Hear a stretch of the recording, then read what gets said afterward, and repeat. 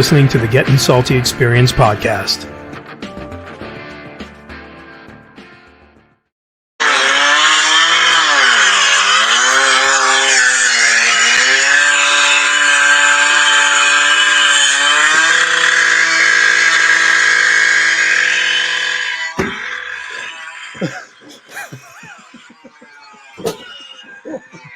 Oh my God.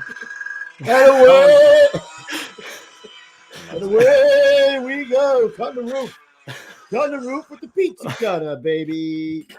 I don't even have it yet. What are you doing? What? You don't even have the product yet. Building what? Building it up. It takes like a year to get. Bro, it's anticipation. You could be doing this on your pizza, your pepperoni pie. Where did you get that sound bite from? Oh my Don't God. worry, I got ways. Must have spent like 3 hours on that. No. Yeah. Welcome back, boys and girls, ladies and gentlemen, leatherheads of all nations. Welcome back to the Gettin Salty Experience podcast. Brings the Firehouse Kitchen table to you. We got another old timer on. Can I call him an old timer? Is that? Oh yeah, he's old. He's old. Yeah. Older than dirt, or how old? I got rocks in my yard younger than him. You do now. Well, God bless you. What does that shirt say, by the way? It's not. It doesn't mean you though. I see dumb people. Really? Oh, he's got jokes. Oh, He's got jokes, Ruffy. All of a sudden, he's a funny man. All of a sudden, he's the Costello, and I'm the Abbott, right? All of a sudden. Hey, I'm bad. Yeah. Welcome back, guys. What are you doing? I'm just hanging out here talking to you schmooze. Yeah. Got another haircut, I see. Yeah, I got to keep the shit tight. I got a little, wait a second. Okay, I get this little, what the fuck? Right here. It's kind of like creeping back on me. I don't like it. What are you supposed to do this? Mine a little bit. Yeah, I did that to my son the other day. You remember when your mother used to do that? Yeah, he had dirt. Oh, he had a party or something? No, we were camping. A he had dirt on his nose. I went, he's like, what? Oh my God, camping? He's supposed to be dirty and camping. He had like dirt all over his face, though, bro. Like, bad. Like, good. Yeah. He's in there. Eat the dirt. They call that glamping now, or is that really true camping? No, dude. I was camping, bro. I was on the ground in a What's tent. glamping? Glamorous camping is glamping. Do they really call it glamping? Oh, yeah. It's in a motorhome or a motor coach, one of those type of camping. Yeah. No, this was tenting and laying on the ground, basically. No. Yeah, that's why my wife loves camping. So we went for Mother's Day. We went camping for the weekend. You got an air mattress. I have an air mattress. Oh, all I right. do. That's good. But still, laying on the ground. I don't know how you would get up. I almost couldn't get up. The kids. I had a panic one night. I couldn't unzip the zipper, and I had to piss so bad, bro. I was in a free fall panic. So I just opened it enough and positioned myself where I could squirt out the fly. Out the thing. Yeah, Nice. I was in full blown panic. Well, isn't that marking your territory anyway? So you keep the bears away? Yeah. Keep the bears, everything away. Where were you? Upstate New York? Jersey. Cheesequake. Cheesequake. Oh, I used to go to Cheesequake. Yeah? Yeah, that's right off the Grant. Garden State. Garden State. Yeah. Mm-hmm. Come on. Mm-hmm. Come on. Yep. Come on. Forget about it. Oh, he's got sound effects now. Well, somebody's got to play them. All of a sudden, he's got sound effects, and they're loud. And they're that loud. Too loud? Is that one too loud too? A little bit. God dang it, man. I will come back to that later. I won't play those. I'll adjust the volume. All right. We can do it. All right. So we got a good, another old timer on tonight, and Harlem. We're going to do something a little different. I'm going to tell you what it was like in Harlem. 20 years, just the same a place. wee bit. 20 years in 69 and 28 in Harlem Hilton. I think he's seen a fire or two. He's got a couple of stories to share. So, but before he starts we're going to give a little background on what Harlem was like for you youngsters who have no fucking clue what it was like to be working in the fire department. I don't even have any clue. Back in 1970 in Harlem. So, but before we do that, we got to make some shekels. You know what I mean? Yes, We're going to make it a shekels. Bills. So why don't you play a Boys commercial? All right, here we go. I'm Mr. Armor Tough. Stand by. Armor Tough interlocking floor tiles are the best choice to replace new or aging, stained, or cracked concrete or epoxy floors. Here's why. Armor Tough tiles come with a lifetime warranty and are usually installed in 1 or 2 days, depending on the size of your station, with virtually no disruption in daily operation. Armor Tough interlocking tiles are guaranteed from chipping, cracking, peeling, breaking, or staining. Once installed, the tiles are non-skid and non-slip and meet the ADA standards for the friction coefficient. The tiles are stain resistant and impervious to any chemicals or volatiles that are used in the fire service. Once installed, your floor will be easy to clean with just soap and water. Install an Armor Tough tile floor in your apparatus bays, offices, training rooms, workshops, exercise rooms, kitchens, banquet halls, or any other room in your station. Call Vince today for a no-obligation quote at 908-917-7697. Why install a breakable epoxy floor that will need replacing in 5 to 10 years when you could have a floor that will last a lifetime? Drop a halogen on an Armor Tough floor and you won't see any damage. Don't try this with concrete or epoxy. Join the hundreds of career and volunteer fire departments nationwide who have chosen an Armor Tough interlocking tile floor. Armor Tough interlocking tiles are half the price of epoxy and will last a lifetime without issue. Again, call Vince today for a no-obligation quote at 908-917-7697. Love that, Vince. Vince is a good guy. He's one of us. He's one of us guys. One of odds. Yep. What else we got, Gons? Let's go. Let's go through it. All right, here we go. Let's say hello from Mr. McBob. If you're looking for a gift for that special firefighter in your life, then head on over to GettinSaltyApparel.com. Yes, GettinSaltyApparel.com. What do we have? Well, we carry hand-drawn original t-shirts, glassware such as mugs, shot glasses, pint glasses, engraved Arctic cooler cups, and much, much more. There's also a full line of firefighter tool bottle openers like halogens, nozzles, and wine bottle opener accesses too. And if you're a cigar smoker, congratulations! We have partner sauce cigar cutters and humidors. Think we're done? Far from it. We got toiletry, gear bags, koozies, a full line of hats, decals, sweatshirts, and once again, so much more. We can also personalize most of these products, and if you want discounts, hey, you've come to the right place. We got discounts on large orders for promotion dinners, weddings, as well as installation dinners. Just head on over to GettinSaltyApparel.com.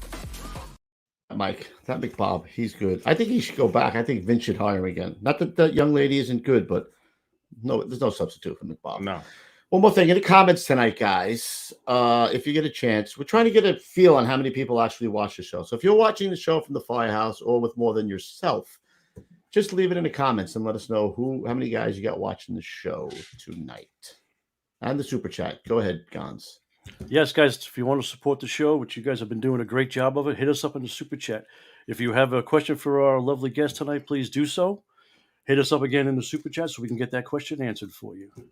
Excellent. Let's bring him in, Ruff. Let's bring him in. Let me get ready with Mark. Because All right, Gons, he's going to try to, he's got a contest going on. Got one up you. One better He's got one better letter on me. All right.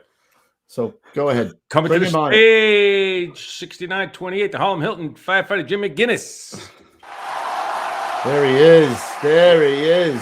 Man after my own heart. He's killing things and he's mountain throwing them right on the wall, baby. Nice. Beautiful. What do you got back there? Some fish? This here is Kettle House. My buddy bought it from Montana. This is the Montana brewery. Oh, nice. What percentage you got there? Is the original mug from Niederstein's. This thing's about 110 years old.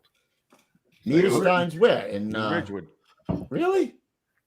Yeah. That's what I told him. What'd you know about Ridgewood? You lived there? No, my great I have a little German in me, and my great aunt, they owned they were Niederstein's.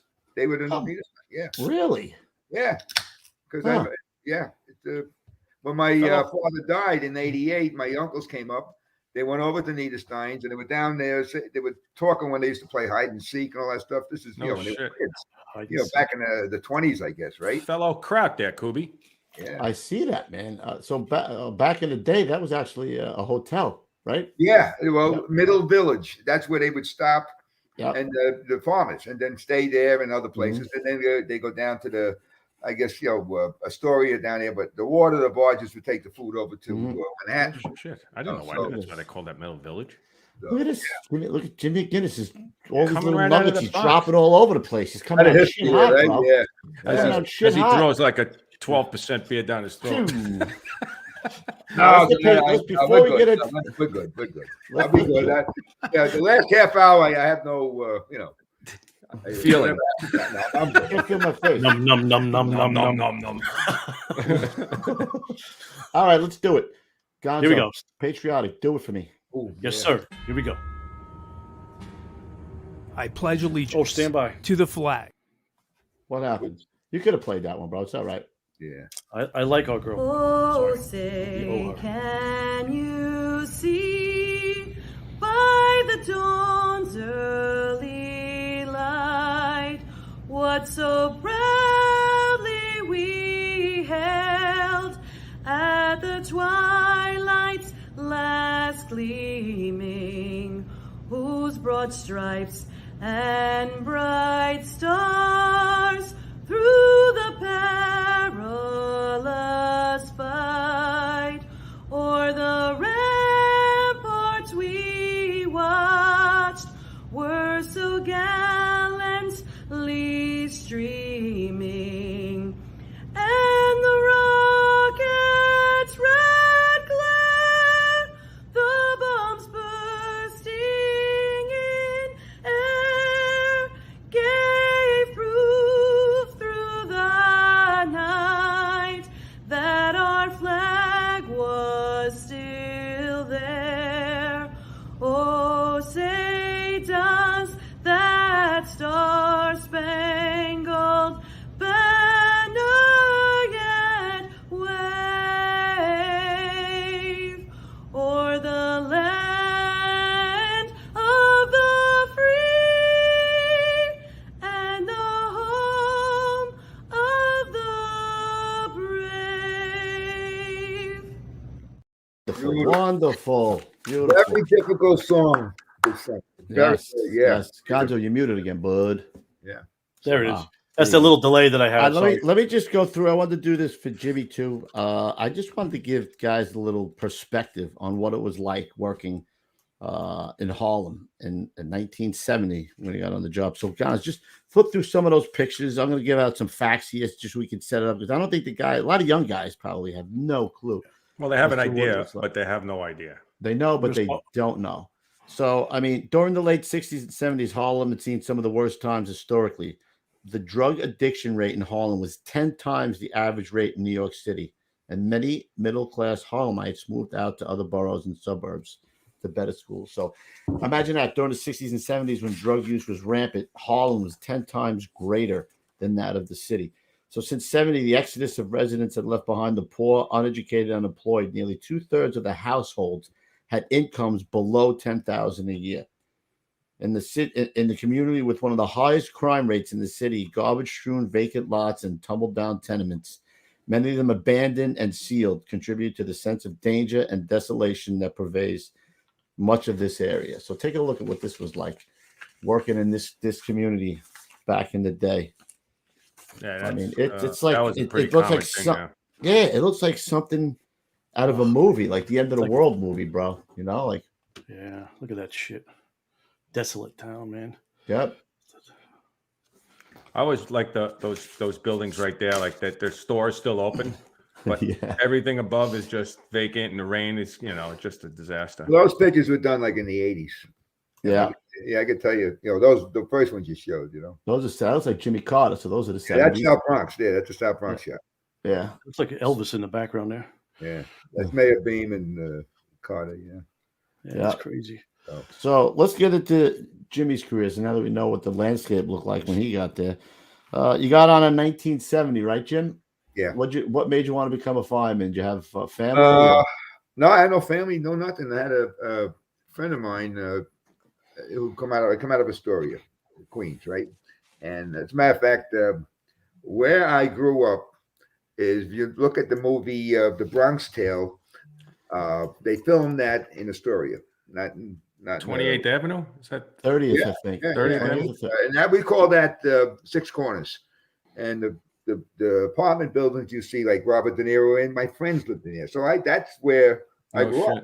The church is right across the street. The school was Bryan High School, so I hung out there, and I moved to Middle Village in '62, And then, I'll go the whole route. Then I met my wife then, St. Barbara, and there's a reason. And I'm going to show you. She's going to have a fit. I'm going to show you the St. Barbara. I don't know if you can see it. Nope. No. Oh yeah. Okay. We got it. Oh my! Yeah, no, she's way over my head. Well, we can't even use that joke on him. He comes right out of the gate with it, bro. Tough. So, then we got serious. I went in the service, came out. I was working for UPS. Good job. I was driving the tractor trailers. And I told that on the last show. I said, I lost about $5,000 then in difference in salary, right? Do you remember what the starting salary was, Jim, when you started? It was 11,000 something. And with UPS, I almost made $15,000. So that was the difference. Then my buddy Danny Kane, who was in 43 truck, he grabs me, and now Danny Kane, you'll see him. There's a great video. I think it's Vintage Ladder 43 or Ladder 43 Vintage. You can look it up on YouTube. And at the very end, you'll see him in the kitchen. He got a mustache. He's opening the refrigerator.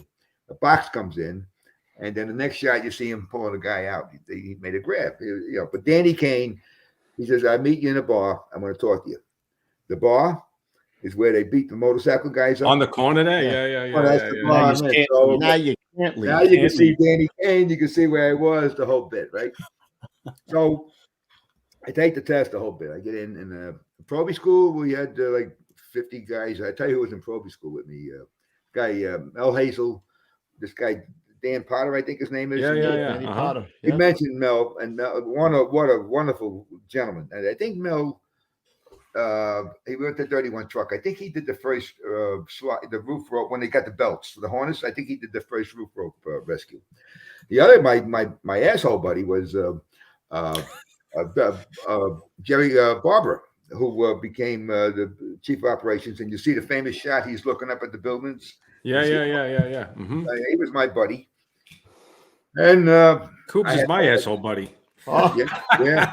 You know what? I stopped for a second. It was right here. Yeah. He's on fire tonight, bro. I don't know who he is. I don't Well, know. I had no idea what busy was or what. I'm thinking I'm in Jackson Heights at that time. As shit, I get something, like 117. Close by. Yeah. Yeah, 117 had a neighbor distributor, I guess, right next door to it. Possibly. Right? I might have been in I'm there. thinking of those times. I'm not thinking, what's busy and all that stuff. And I'm watching guys in the class. It's like 50 of us, and I got this, and they're all excited and all that other shit, right? And I'm like, what the hell's going on, right?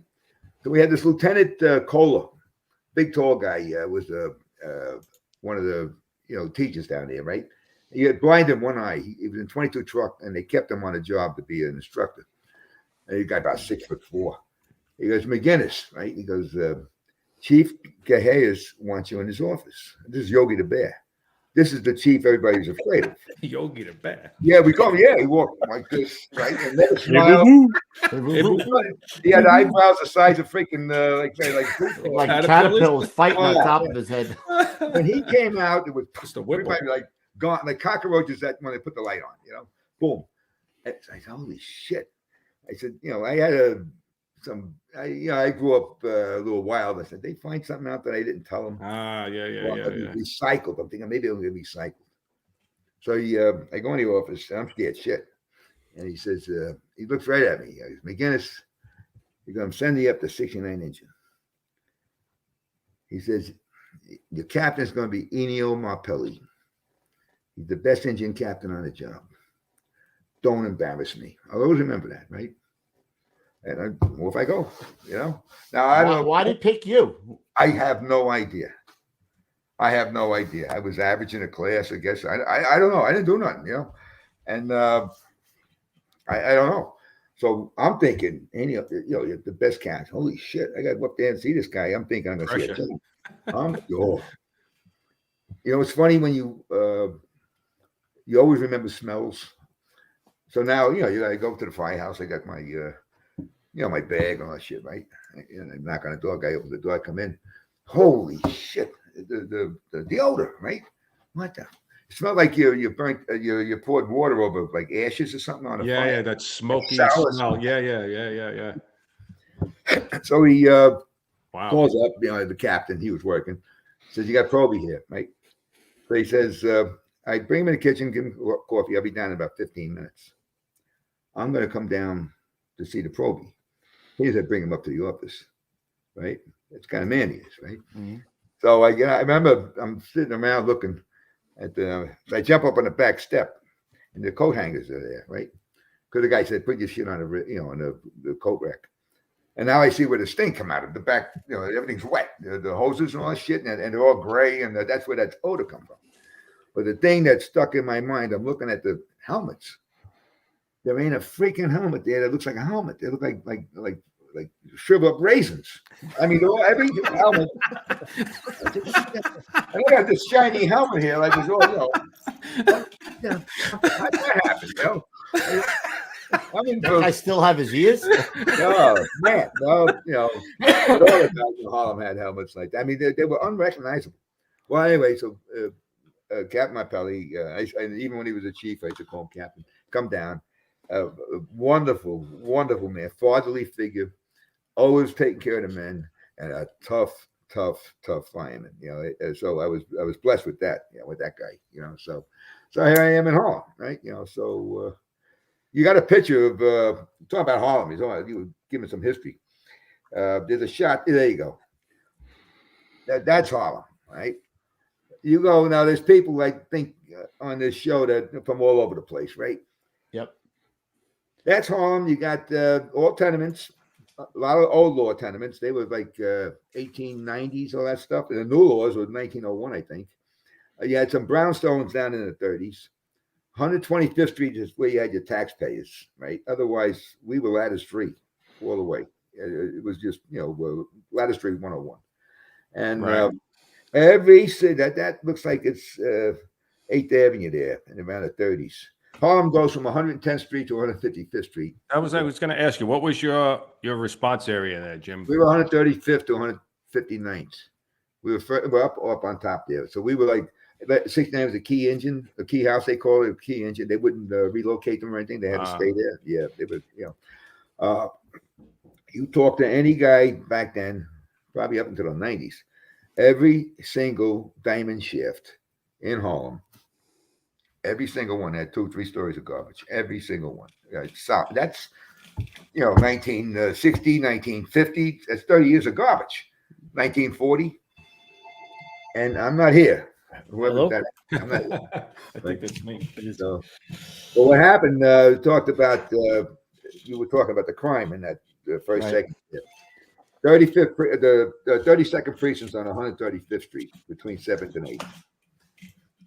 They just lost 2 guys about a year ago. They have the most plaques of line of duty deaths in the world. One precinct. Really? You got 29 plaques on the wall. One precinct. You look at that. One precinct. They had more guys killed in that precinct. So they were killing guys back there in the 20s and 30s. The gangsters and all that stuff. So that's a little flavor of Harlem, right? So how long did it take you to catch your first job, Jim? Oh, my first. You remember? Yeah, my first night tour, and it was a wake up call because I was on a back step with a guy from 34 Truck, a detail. I remember. I got 1,000 fire. I can't remember 10 of them. So with these, with some research, I started to get some fires. Well, that's why I told you to think about it, because if you do sit and think, you could start to. I broke it down like year. I'm only going 10 years. I'm not doing my whole career here. Trust me. So, you'll see. You'll see. That's what he kept telling me. You'll see. Yeah. It was early, it wasn't like 11 o'clock at night. And how they operated, most of the companies in Harlem operate the same way. We had the 2 guys in the bucket. They had the mask there. They could come right out with the mask, right? Not the suitcases. And 2 guys in back step stretch. Go out the door. The other thing about Harlem, we're right there. Everything is like, 5 blocks. When you come out, most of the time you see the orange. Where you guys in Brooklyn, you're going and going and going, right? So come out, and it was on. We're on between 7th and 8th, or 8th and 7th, and this is on the corner of Lenox, and the whole block is orange, right? So, excuse me. He's parched. Oh, well, my nickname is McMouth, so full of mouth, all that shit, right? The whole, fuck, I'm gonna talk regular talk. The whole top floor is burning and the cornice. It's fucking going up. I'm not expecting a fire like that. My first fire, you're in proby school and the smoke out. Yeah, you got a little bullshit fire. I mean, the whole block is orange. And we pull up, and the lieutenant told the guy, don't get him out of your sight and all that shit. They go in. So he put me on. I got the one I got the nozzle light, so everybody's behind me, so I can't get lost. So we go in. I guess we went in about maybe 30 feet into the hallway, right? You go up the stoop, and you go in, and I hear a commotion out there. Like, well, guys, I hear a crash. I mean, like a fucking crash. And I'm looking out now. It looks like a car is on fire, right in front of me. I'm looking at the hallway. What the fuck, right? The cornice came down on fire, right? Wow. Yeah. So, check the line, make sure the line ain't cut and all that shit, right? So, we're going, everything upstairs is orange. You can see that everything's orange, right? So we go, I'm like 2 floors below the fire because now they're packing up in there. So 59 is going up. So 59 and 69, they're going to go in, 2 flats are going. They're going to go in side by side and go down that way. Yeah, the fires, I can't believe they put this thing. I couldn't believe this, the heat from down where I was, right? Get the proby up here and you're walking over 6 inches of hot coals. Right? Like you're doing firewalk, right? Wash it down. That was like, a proby. About a year later, we get this kid in, a tough fucking kid too. From one guy knew him from the neighborhood. I ain't gonna tell you his name, but he quit his first night tour. They had 4 jobs, Wow. And there were 3 all hands, 1 second. They were first to it all, and one of the buildings. One of the jobs, there was a corner building, and you got the side, right? You got the fire escapes on the front, and the kids were in. They knew kids were in the second floor. So the chauffeur, this guy Bobby Tweet, wonderful man. He's gone, but just a wonderful. He was the chauffeur. Put a 20-foot ladder on the side, and they go in. They tell the kids stay with him, and sure enough, he's handing kids out, right? I know he handed 2 out. He might have handed 3, but I know he handed 2 out. Telling the kid, give them out them out. And you can't give them out them out. Right? Puking or whatever freak he's doing, right? And he went in the next morning. You come in, that's it. And he went to the captain. The captain talked to him. The chief talked to him. They gave him a year. And he didn't come back. Yeah, well, that always bothered me. Later on, I thought about it because years later, I'm giving out them out. One time, it was below zero. I got a junkie on the street. I'm pumping. Giving him out and out. Yeah, he whoop, he starts to gag, So I got to pull away from him. He pukes out my nose. Yum. Yeah. Oh, he had chicken. Yeah.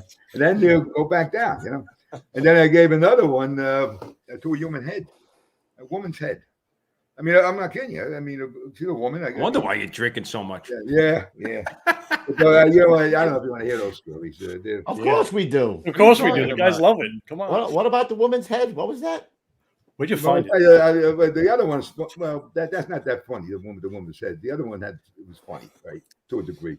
We got a guy in a junkie down here, right? So the engine we were going on a run, the second dude wouldn't gas leak or some shit. So the engine had to be resuscitated at that time. So the guy, I look at his eyes. We got work on him. A big, skinny guy. He's laying out in the middle of the street. Skip, right? So I'm working on him, and this guy Charlie Fay. I lost track of him. I know he made chief. He might have went out to Brooklyn. Charlie Fay, little guy. He's pumping away. So I'm, giving him out the map. He pukes and all that shit, right? So the engine comes, and they. Got the resuscitator right now. The guys are taking turns pumping on. So I go can't get up. What the fuck is going on here, right? I can't get up. So one of the guys grabs me, pulls me up, and I got red ice, like size of footballs on each shin, right? You were stuck in the blood? There's a puddle of blood, size of a manhole cover. I'm kneeling in it, right? In those days, there was an ambulance comes up, and there was a shit box of a little hospital, I think on 126th Street someplace. They closed it down, little dingy hospital. And the ambulance comes, and you're still with the victim. So I'm still pumping on him. So I wind up going down in the ambulance and pumping away. They got the thing on his face.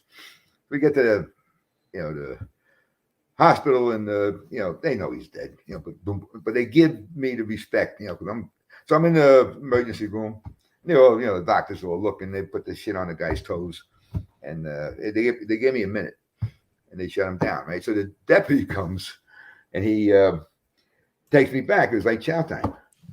But then I come back, and I go over to the slop sink. I'm washing my mouth out. Freaking all the shit that was in my mouth. And I see they got my coat. They washed my coat. So now I'm going to go from the apparatus floor into the kitchen, which is an alleyway there, right? I can't open the door. There's a fucking arrow pointing down. They got my plate down on the floor. They won't let me in the kitchen, right? They go all this shit.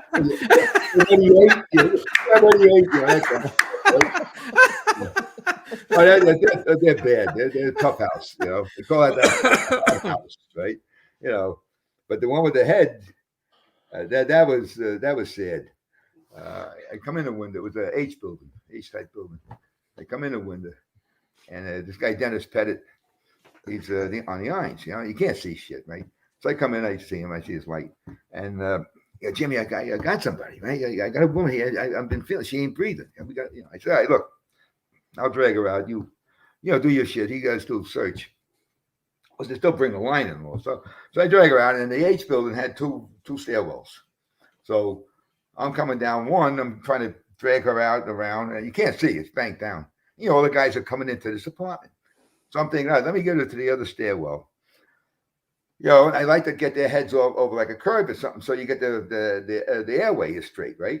I'll do that. I give her a few breaths, and again, I can't hardly see, but I can get down, maybe get a little fresher air, and then,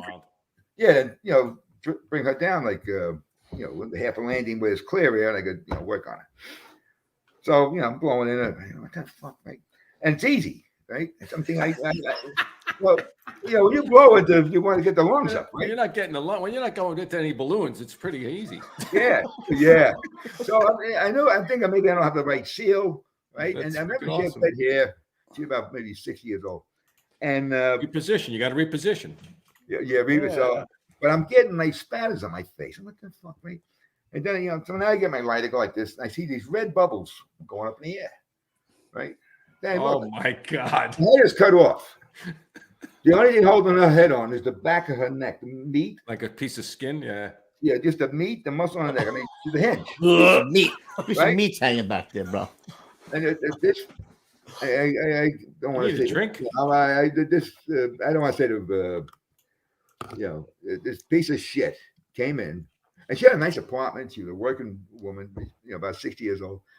He killed her, set the place on fire. Robbed the place and set the place on fire.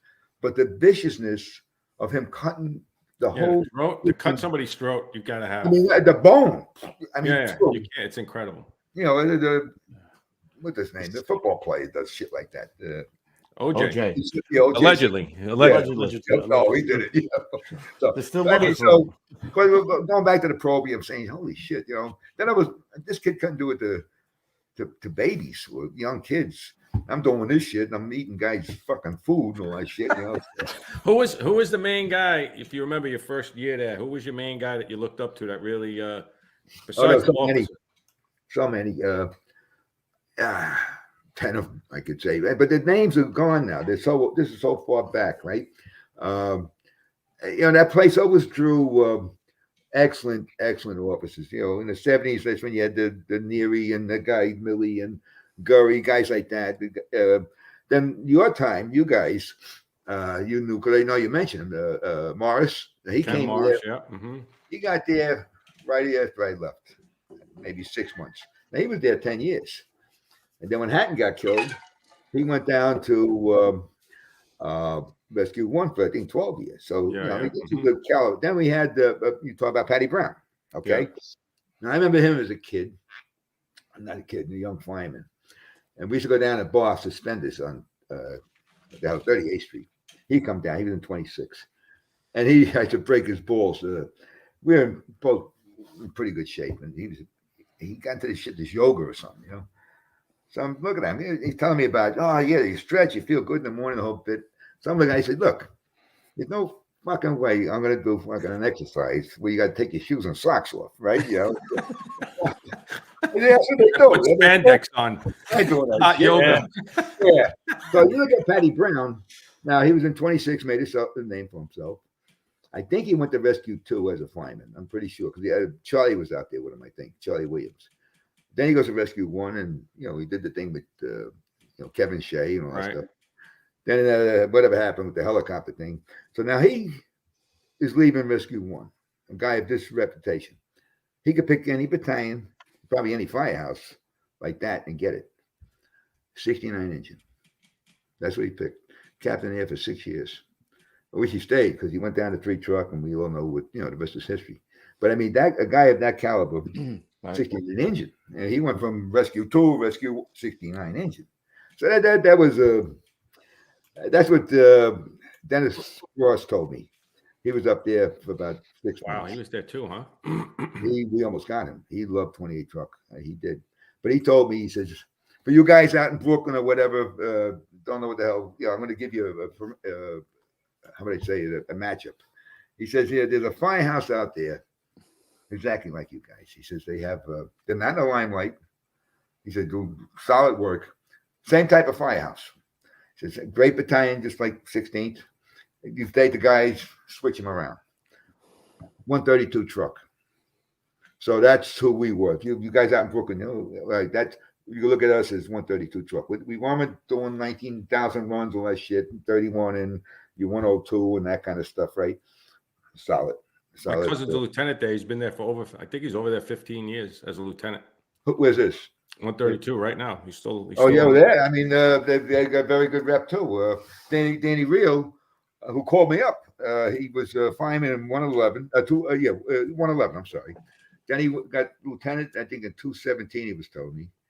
Then he came up captain as in 69 engine for about 8 years. Then he went out to the 38 battalion. Danny Real. So he might be 20 years. I don't even know how long he's been there. Yeah. No, well, that whole we got 113 in there. That night, it's a great little pocket there, 23. Yeah. Right. So, but so where are we? Let's go backwards here. We're going forward here, right? Yeah, go back. What was it like riding? What was it like riding on the back step? That's what I want to know. What was it like looking at the raisins? We were good. We were doing like I think in the mid 70s we topped off around 6,200 runs, 6,300. But that it's hard to explain because you look at the statistics. It says so. You're doing 50 something. Our doors open that many times because we had relocators, and then we were like on a freaking assigned double interchange for a couple of years there, right? So other companies are doing a running too.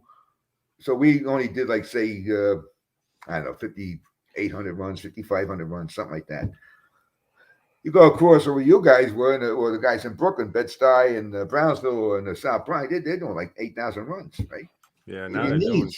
How many engines are doing 7,000 runs? Yeah, but your knees, it took you because you're bouncing, and your knees got hurt, the back step, and you had to hang on, all that shit, but you got used to it, it was a balancing act, right? So that was where were we there? All right, that was my first fly all stuff. But I want to tell you a story about this guy, Frankie Billings. When I got there, he was there a year, and I worked with him for a year.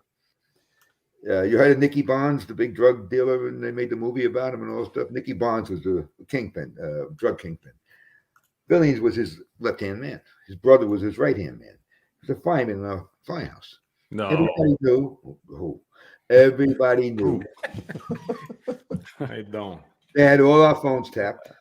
All right. Really? I'll tell you, really, we're down. We had to go down. They're going to change our interchange company to 74. So we had to go down to 74. They were still in with 25 truck on, I think it was 77th Street. So before they went up by themselves.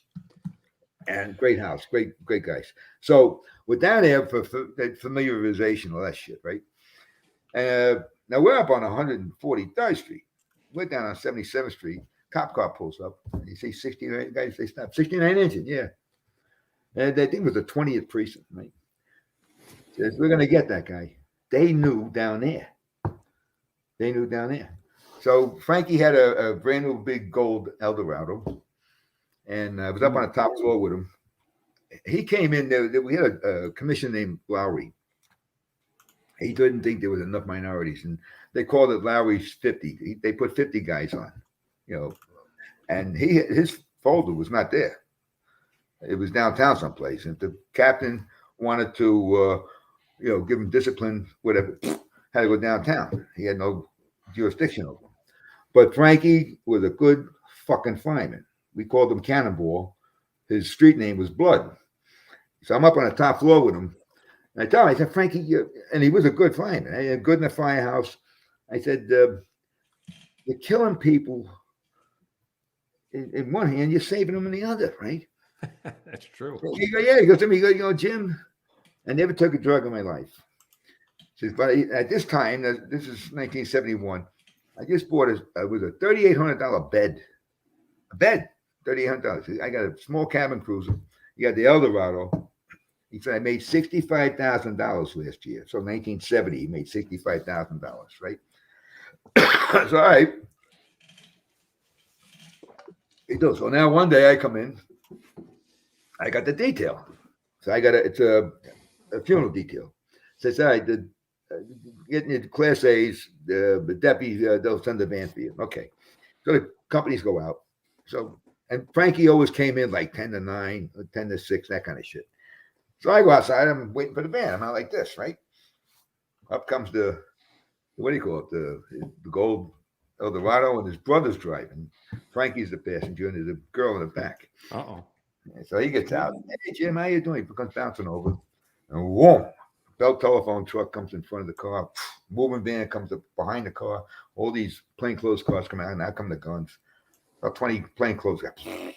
Hands up. Whoa. And they say, I'm up against the wall. They know he's a fireman. I'm a fireman. They got me up against the wall. They got Frankie up against the wall. This all this is like 10 minutes, right? They took the guy out. They grabbed her. They split them all up, right? And off they're gone, right?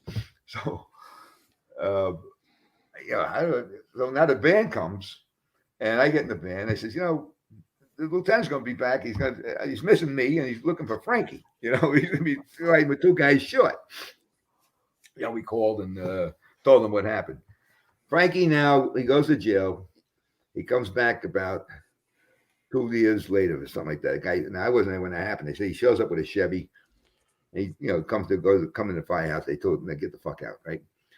Now, about 6 months after that, we're going down 8th Avenue. It was in the summertime. And we hear yelling. I turn around, we're on the back step, and there's Frankie on a bicycle. Hey, man, he's Eldorado to a Schwinn. Well, he went to a white Cadillac, in the skies, right?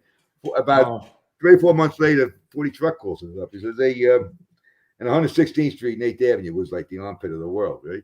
He says, we found your boy Frankie. Yeah, what's that? White Cadillac. Oh, yeah, in the trunk. Boom. Shot. Yeah. Bing, bing. So that was his, little story on that. Frankie Blood. Night fast. Yeah.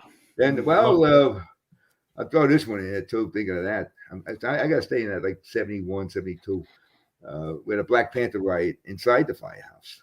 Got 100 people outside the firehouse trying to get inside the firehouse, and we had 30 people inside. We were in the kitchen, and we had 13 bells. You get the bells. 3 everybody goes. Right. 4. Yeah. Ding, and in those days it was 320 bells anyway. Ding, ding, ding, ding. What the fuck, 13 bells. Then this guy Harry B. You see your man. He's out on watch. Summertime. And we're sitting there eating. Next thing, 13 bells come in again. What the fuck? A couple of guys get up and they go in. Wow. And then another 5 minutes go by. 2, 3 more guys get up. They go out. Right. So finally, there's about 6 or 7 of us. What the fuck? We all go out. Now we go into the apparatus floor. Holy shit. We got people all over the place, right? I look at there's a stairwell, and the guys, there's 2 firemen up there with hooks fighting guys off. They're trying to come up the stairs. And, grab the tools, and they're all over the place. And most of them were teenagers, right? And the door, boom. You can hear the door, boom. And the glass, with the wire glass, that's all shattering. All the glass is coming in, right? So what, and there's 2 guys on the middle pole is the chief's pole. And you got 2 guys handcuffed there, right? And 2 plainclothes cops. And one guy is swinging around sideways trying to kick this one cop, and he got a broad on his back, right? And yeah, Gonzo, you thought you had a tough day today, didn't you? Oh man. heck, right? So, the next thing you know, the first. Now I didn't see it. They said the first cop car pulled up on the apron. When he opened the door, they just turned the car over. The guy back down in the car because we couldn't go out there, right? But the cops said, they flipped the car on the side. They turned it back over. So then the Golden Squad, they have TPF. Then they come in, the bats, and now you got, probably 25 people inside, and you got 100 people outside. So this is, all the cops are coming. And I remember a paddy wagon. I remember the big paddy wagon. They're throwing people in. Yeah. What happened was across the street, but the two cops were patrolling and they get in a flat. So they pulled across the street. We had a park across the street on the apron, and the spare was flat. Oh, going to the firehouse. We get the pumps, for the kids, bicycles, everything. Yeah. So they go back and they're doing the jacking up the car. And two Black Panthers were walking by with a girl, and they saw the guns. Now, 6 months or so before that, they executed the two cops up on 8th Avenue, 159th Street. They laid for them and they shot them, right? Just bad those days, right? Black Panthers. So they saw the guns. They figured, we get the guns and do these guys in. And we had these big ash cans out there, big 50-pound cans. They went over there, boom, they're banging over their heads. It didn't work. They have a tussle. Now, what the housewives told me, the two apparatus doors are open. The cops are in such a panic because this crowd was right after them. They hit the door that you open. Kept banging on the door. Guy nuts him in. He says, "Give it 1013. That's an emergency for cops, right?" He don't know. And they shut the doors. Half the kids come in or whatever it was, right? And then he hit that's why he was hitting 1013. It was great. No, that was one of those things. Right? I wonder why he had 700 people in the thing. He was calling 10-15 on a button, the wrong button, kid. Then we had when Louis was there, because I remember he was constantly calling down. We were being shot at, and I used to find bullets I used to sweep up the alleyway there. I used to find heads of bullets, and I drilled holes. I had about 6 of them heads, different calibers. And I made a keychain. I wish I had it. I don't know. I was just saying necklace. Oh, well, that's a lot, Now I'm talking. Look, my stories are: you go out in Brooklyn or the Bronx, or you go to Chicago. There's Baltimore. There's a zillion stories just like it. I'm not, I'm nobody special or anything like that. I'm just saying my experience, right, that I seen. So we made a room outside, TV room, but we had no heat in there. So they really made the walls thick and they stuccoed it with cement. Thank God. But one day we had a little door on the side, so instead of going through the kitchen, if you get box comes in, you just walk out the back, right? And it was a cheap pine door, and we had a fish tank there. We had a tick tick ding, and yeah, that boat came through. So, but I hit the fish tank, right? And then I found a little 22. Well, one night, now I come in the next day because there were cops there, there's news media there, oh shit, what the hell's now going on, right? And the guys just saying, they were sitting there, whatever the hell it was, 11, 12 o'clock at night. And it sounded like somebody was outside with a sledgehammer. Boom, boom, hitting it. So they went out there seeing who's fooling around, right? There's nobody. So later on that day, in the morning, when they come down, they starting to pick around. They pulled out 30-06s, rifle. Wow. Now I talk about deer rifles. So now they call the cops. And the cops put these wooden dolls, they had these dolls going in, like, arrows. See the angle. And it was coming from the project. They said, and we had a parapet wall there. We had broken glass and grease there to stop the kids to come. They came in anyway, right? And he said, well, if you went up like 5 or 6 cinder blocks, you would be out of line. 3 years. 3 freaking years before they put a roof over there. So of course the next day the guys put a bullseye out there. But the city couldn't give 2 freaking. They don't care, right? Yeah. Nobody cares. Nobody cares. So how many years did you do in the engine? You did 8 years in the engine. Yeah. 8 years. Yeah, 8 years. A good, solid, nice, 5 story. I tell you, you guys. Bill Fahan, he used to be the captain of 59 engine. They made a book, 5 stories up or something. He was the deputy police. He got killed. A wonderful man. But I knew him, so he transfers down to 28 engine. We had to go down there for they had a steam room or some shit, and we wanted to go down there and see what it was. Me and another guy. So he's there, and 20. He went from 59 engine to like I don't know, it was out of the frying pan to the fire, I guess, right? Because they were busier than 59. Some bullshit with him. You could have went any place or stuff, but he always said something that stuck with me. Because Jimmy, nothing burns like a Harlem tenement because they're old and they got the balloon construction. And those shafts I told you about, 40 truck, 30 truck, 14 truck, boom, the guys be caught up above. They go out the freaking window, they get the shaft saved them, So they fall into the trash. Yeah, trash, solid. Yeah, stories of trash. When you first got over there, the first couple of years, who did you feel was everybody? Was the work just spread out even across 30 truck and 40 truck? Yeah, we were a little busier than with 30, and they were second due mostly to us. And 23 come down. We down the valley.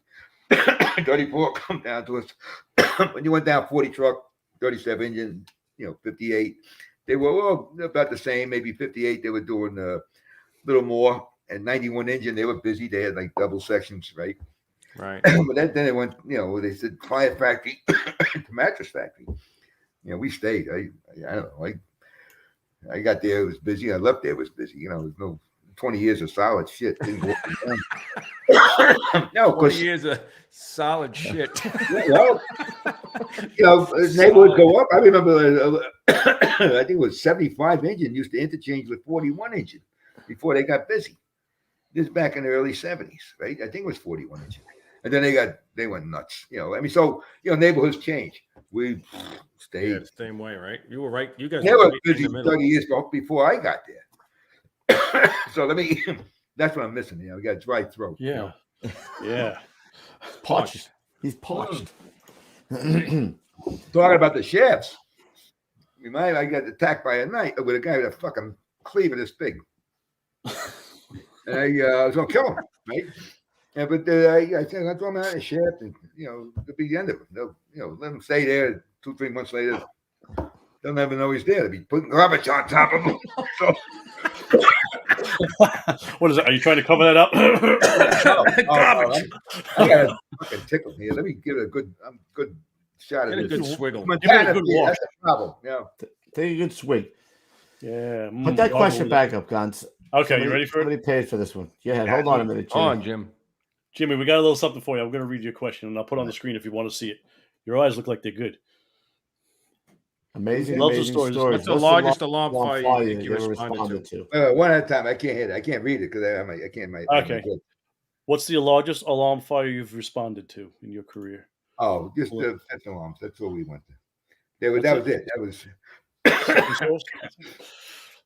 the fifth alarms were it.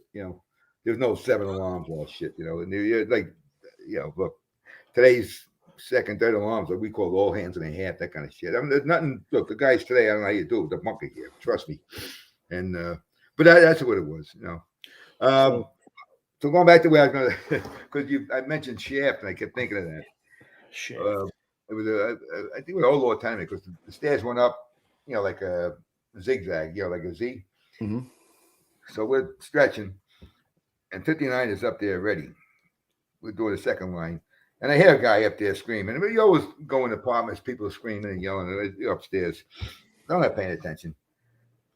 So I'm coming around the bend there, right? And this guy, Petey Morgan's in front of me. And I looked, and I see this big, skinny guy, maybe 6 foot. He's, wiry. He's got white boxer shorts on. And no, that's it. No clothes. And he set his apartment on fire, and he's fighting with 59 engine and 30 truck, trying to stop him from going into the apartment to put the fire out. So when I come around, this all happened in like a split second. I turn around, I see a guy in 30 truck with a hook like this. So the guy turns around, and why me? Because he passed Pete. He zeroes in on me, and the guy yells, he got a knife. So as he goes by Petey Morgan, Pete takes his helmet and smacks the guy. Then I realized, and at this moment I look up and they're like, he had a butcher's knife, I guess, a chef's knife coming down. I grab my helmet and he hits the helmet I had canvas clothes, hit the glove, cut through the gloves, hit my wedding ring. He took a chunk out of that, and he cut my fingers, right? So, in the meantime, this Chief Murphy, I think he was, he might have been a captain of 82 Indian back in the 60s there for a while. Anyway, he comes up the stairs, and he knows, he heard the radio reports, so he knows cops are coming. So he comes up into this thing, and the guy is, his back is up against the door. So now he sees Murphy, and I'm just coming out of this thing. This all happened like in 3 seconds, right? Sees Murphy, and Murphy got nothing on. I know he's gonna go for Murphy. So when he started to go for Murphy, I hit him, and I had the scout on, right? And I was in good shape, and I did some, I did some boxing, right? I hit this fucking guy. Murphy. I hit him. This is Lou.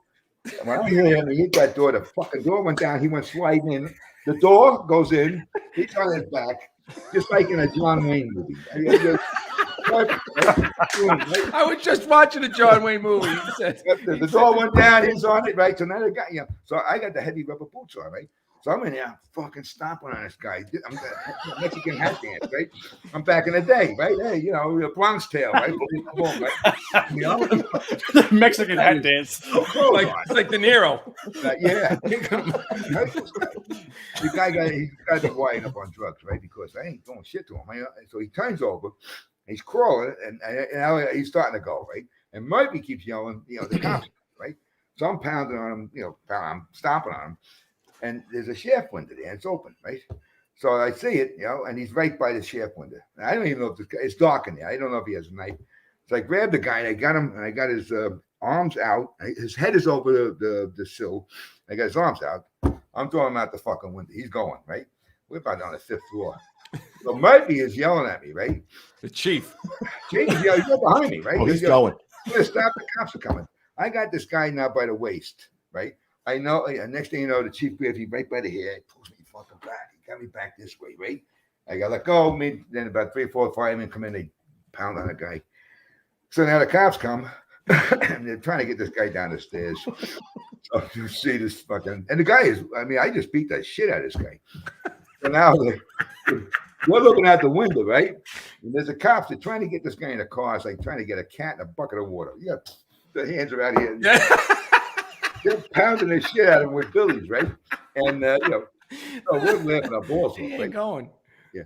So don't be afraid. Just shout them right out when you know. Okay. So, about 3 hours later, detectives come in, right? And in the quarters. Yeah, what happened? This happened. Okay, yeah. They got the cops up on police brutality, right? That's what the detectives were investigating, this police brutality shit, right? So that was that. So you're lucky that was 1970 something, because if you did that, 70, that was about they 73, 74, something like that. Well, let's see. I don't know. Like, the layoffs. You hit the layoffs. We get up there. That's you're muted, Coop. Oh, we had turbo fire that night. You're muted, Coop. Yeah. So look, I'm yakking a motor mount there. Hold on, Jimmy. My face you're hurts. good. Hold on. You got to give me a second. He wanted to say something to you. I think he wanted to say this. Now go home and get your fucking shine box. There you go. I love it. Yeah. I said if you would have did that today, they would have arrested you. I can see the guy go right through the door, bro. Oh my God! I'm telling you, I just watched the John Wayne thing. That was a perfect analogy. John Wayne would have been proud of me. I'm thinking if you're not in the shaft, and the people just keep throwing garbage on him, and 3 months later he's no more. You don't even know the fucking guy. Never heard of him anymore. Right. Yeah, Oh my God. Give me more. Come on. I love how the chief grabbed you because you were going to dump him. He's right going by the head. No, he's going. He's going. He never said anything. I didn't get back and call me up. None of that shit. How did you do the De Niro on him, Coop? Yeah. I don't know where the hell I am. Let's go to the layoffs. Yeah, hold on. Before you get, where was the dog? You got to tell us the dog story. Is that later on? Man, come on, you got to tell us the dog story, man. That's which one? Hilarious. All of them? No, just the one where with the car. That was funny. Well, I'll tell you two. All right.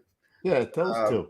They come in. Now this is I'm coming out of what do they call it? Off script. This is in the 80s. That's all right. It's all right. I'm, It's all right. Don't I'm in matter. the 70s and the 80s. You know, All right, we'll go with the 80s, then we'll go back. The guys come in. It was, change the tours. They knew I was a door guy. I talked to you about that. And McGinnis, there's a mud is in the parking lot, and he was a little mud, and stunk. It's just like he rolled in his own shit. But if you went out there, he's grabbing guys' feet. So I said, I'll get rid of him, right? I get a garbage pail lid, and I like a frisbee underneath the car. He takes off. So I go back in the kitchen, but I did hear the car screech, and some guy yelling, I didn't mean it, and all this other bullshit. So over the PA, over the PA, yeah. McGinnis, he killed the dog. All that bullshit. I go up, I do my thing, I shower. So I gotta come down. I go to get in the car. And they're in the car. They got the dog. They got him taped. His paws are taped to my steering wheel. He got his mouth. He got my sunglasses on, right? Like this, right? Yeah. So, had my car stunk for 3 days. I just took them home in the garbage, right? So, I had another one time. This is not the other time. I'm not gonna tell you about the other two. But the other one. God, that is a funny story, man. Oh my God, with the dog. But this one, this it was a ground floor fire. And it's real dark. You can't see shit. But do you see that gray haze? It's a window. So I go over there, start taking a glass, right? So, and I didn't wear boots. So I was in a truck now, right? And I had logger boots on, right? Now, under each one, there's a radiator. Well, they got this freaking dog chained to the radiator. I don't know this. So I'm smashing glass at him. Whoa, fucking thing got me on the leg. I mean, wow, So I'm beating the shit out of this thing. And screaming. I can't see it. It takes off, right? Allegedly. Yeah. Yeah, right? So the fucking thing takes off. And, I do my thing and clear everything out. The, fire, So I'm coming out maybe 20 minutes later, and ground floor. So I'm on a stoop coming down, and the deputy's there, and he goes, "What happened to you?" I look, I'm just fucking blood all over my leg there, right? It's shit, man. A dog bit me. What do you mean a dog bit you? So I couldn't see him. He said, "Well, there's a black dog that come flying out of here with a chain." So they put the word out. They found the dog. And nice. It was almost like a lab. Nice. It was a female, a sweetheart. She's all cut up, she's split. So we would take her to the firehouse. They get her, we give her milk and all that bullshit. She's wagging the tail. So here's PCA is going to come over. So I'm saying, hey, shit, I got my kennels here. I can't bring this dog home. They made a firehouse take her. It's a nice dog. So they take the dog. So I figured, okay, we'll get the dog back. So that night I was working at night. They call up about 3 hours later. He says, "You're clear. The dog has no rabies." I said, "All right, what about the dog? You gonna stitch it or anything?" She says, "No, we had to euthanize it." And why? Because they do something with the brain. They find out the dog got rabies, for my protection. They said, that freaking dog didn't have rabies. I knew the dog. I know dogs. I could see that dog had no rabies, right? So that was another one I killed, right? So, well, inadvertently, basically, right? Yeah. Yeah. Well, you're right. All of them were. There was others too, but I saved that one, And you're muted, Coob. You muted. That was dangerous. That was dangerous shit when I think about it, My face hurts. Well, no, I ain't gonna laugh. Well, I love you laugh at this one. We're on buildings. I'm in the engine. On a roll. And we're on, I think, 146th Street, big building. And we're doing buildings. And woman, there's a dog up there and all that stuff. They've been up there for 2 hours, right? So we look in the alleyway, look up, and the buildings had these I-beams that go across the top floor. And they were maybe, I don't know, 4 or 5 inches wide, if anything. Maybe 6, 8, like this. They weren't big I-beams, by any means. And there's this freaking German Shepherd out there, right in the middle, stuck out there, like frozen, right? What the fuck? So me and another guy, we go up, this guy, Charlie Sanchez, we go up and to see, what the hell it is. And what it was an occupied building, but that top apartment was vacant. And the dog was up there. So the super kept throwing him out the window. The dog would come back in, So the super threw him out on the fire escape. And he put a 4x8, nailed it to the thing. So the dog couldn't get back in. Now, a dog ain't gonna go down a fire escape. Stairs, you guys know how steep these are. But there's this I-beam. Now he's stuck out there. They told me he was out there for 2 hours. It was a nice German Shepherd. So we go down, we get to Halligan. And those days they had the manila rope. It was on like a spool, a big manila rope. So we take that up. We tell the Lieutenant Briquetta, he said, "Now we got to get the dog up there." He wasn't paying attention what we were really going to do, what I was going to do. So now we go up and pull the thing, the wall, the boards down. So I go out and I make a half hitch on the rope. And I figure I'm going to put that under him, put that up on his chest, come across and do another half hitch. This way it's like a suitcase, right? Yeah. And I'm up, I guess, 7 stories? And I got concrete straight down there. My legs are like this, and I'm crawling out. And I got a rope on my shoulder, right? I'm getting out there, and so now I do it. I take one. This takes time. One leg, I got the dog petting, all stuff over. I do the second one, the same thing. And I always remember, I look down, I see the lieutenant. He sees me. I can see him. I can't hear him. He's jumping up and down, right? Like what the I hell? didn't realize I'd be doing that, So now I got this dog, and I got him, and I'm holding on the rope to it. If I go, I can grab the rope, maybe, and I'm balanced. And Could maybe grab the rope, Coop. Well, I'm not thinking, right? The dog is more important. So when you think about it, there's dope doing up there, right? I love dogs, right? So one step at a time, and we got him back. Took about 15 minutes. We got him back. Good dog, we went down. We wrote that building up. He got everything forthwith, all that shit, right? So that was He figured he killed 2. He'd want to save 1. So he's a dog guy. He's a dog guy. Yeah. The other 2 we're not going to talk about. The other 2 we don't have to talk about. All right, we won't talk about it. So where am I? We're still in the engine. Did you get laid off? No. Okay. Yeah, for 3 days. And I always remember Marpelli was he was the chief then. He was like the low, junior chief when that happened. And he had the detail of going around to the firehouses, I guess, in the division, handing out the envelopes. Yeah, right? So he sees me, and he comes over to me that night. He says, your name is there. So I knew I was going to get laid off. I had a new house, and I had a 2-year-old kid, So, and we took care of all the men. We took care of all the men. I got back in 2 days, and Louis Andre was the captain, who you met the last podcast. And he just moved my groups. But we had a terrible fire that night. And my knee is still fucked up from it.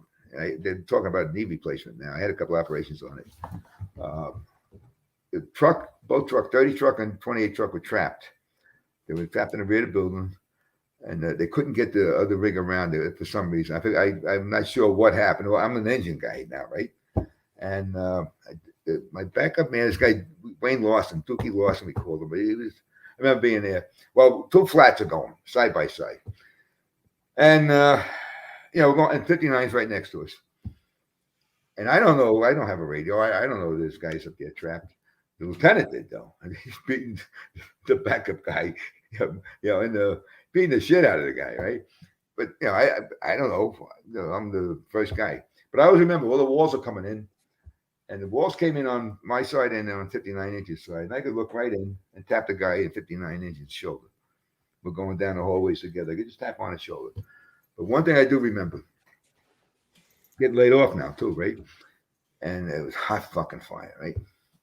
And I don't know this guy's up there trapped, but I remember, this sounds crazy. I'm not religious. I don't know how you want to take this thing, but I'm saying, oh God, please, 2 more feet. I'm calling up the guard for 2 more fucking feet. 2 more feet, to move 2 more feet. I'm calling up the guard. What the fuck kind of job? Think about that. I tell you what, only an engineman knows what I'm talking about. When you talk about that, you goobs, I'm talking about, 2 more feet. You're calling out to somebody. I happen to call out to old guard, right? And knowing I was going to be laid off the next day, right? And they got the guys, a couple of ropes or some shit. They got the guys, right? So that was the layoffs. But right after the layoffs, I'm almost positive it's after the layoffs. our cops up there in the 3-2, they knew how to operate. They would block off the air, the rigs would go in. Go to a job. 30 truck and 59 engine with first to win. We wound up getting, there was a lot of jam up. So we got coming on the corner. We get out and we know there's something wrong. It's different. And we can see fire. And I had a picture of the goddamn thing. I can't find it. It was in the news at that time. Somebody put it in the news. But there's now it's dark. And the tenement, top floor tenement going. And it's, I can see 2 windows going, at least 2 windows. And so we're going down the street. I'm with another guy. And I hear, whoa, what the fuck is going on, right? And then maybe 10, 15 seconds later, oh, again, the crowd. He goes, they're jumping. Why? They're fucking jumping. They're going out like squirrels, right? Oh, man. There's 5 cop cars blocking the front of the building. They got the hydrant. There's 3 cop cars right in the street. Another guy up there, and they got the hydrant, right? So these are the new guys, I guess, after the layoffs that came up, right? Didn't know how to operate. And I'm here, boom, fucking dirty truck is smashing cop cars. And they're trying to get to these people, right? And we had this guy, Chris Waters, there. I heard you guys mention, big tall guy, right?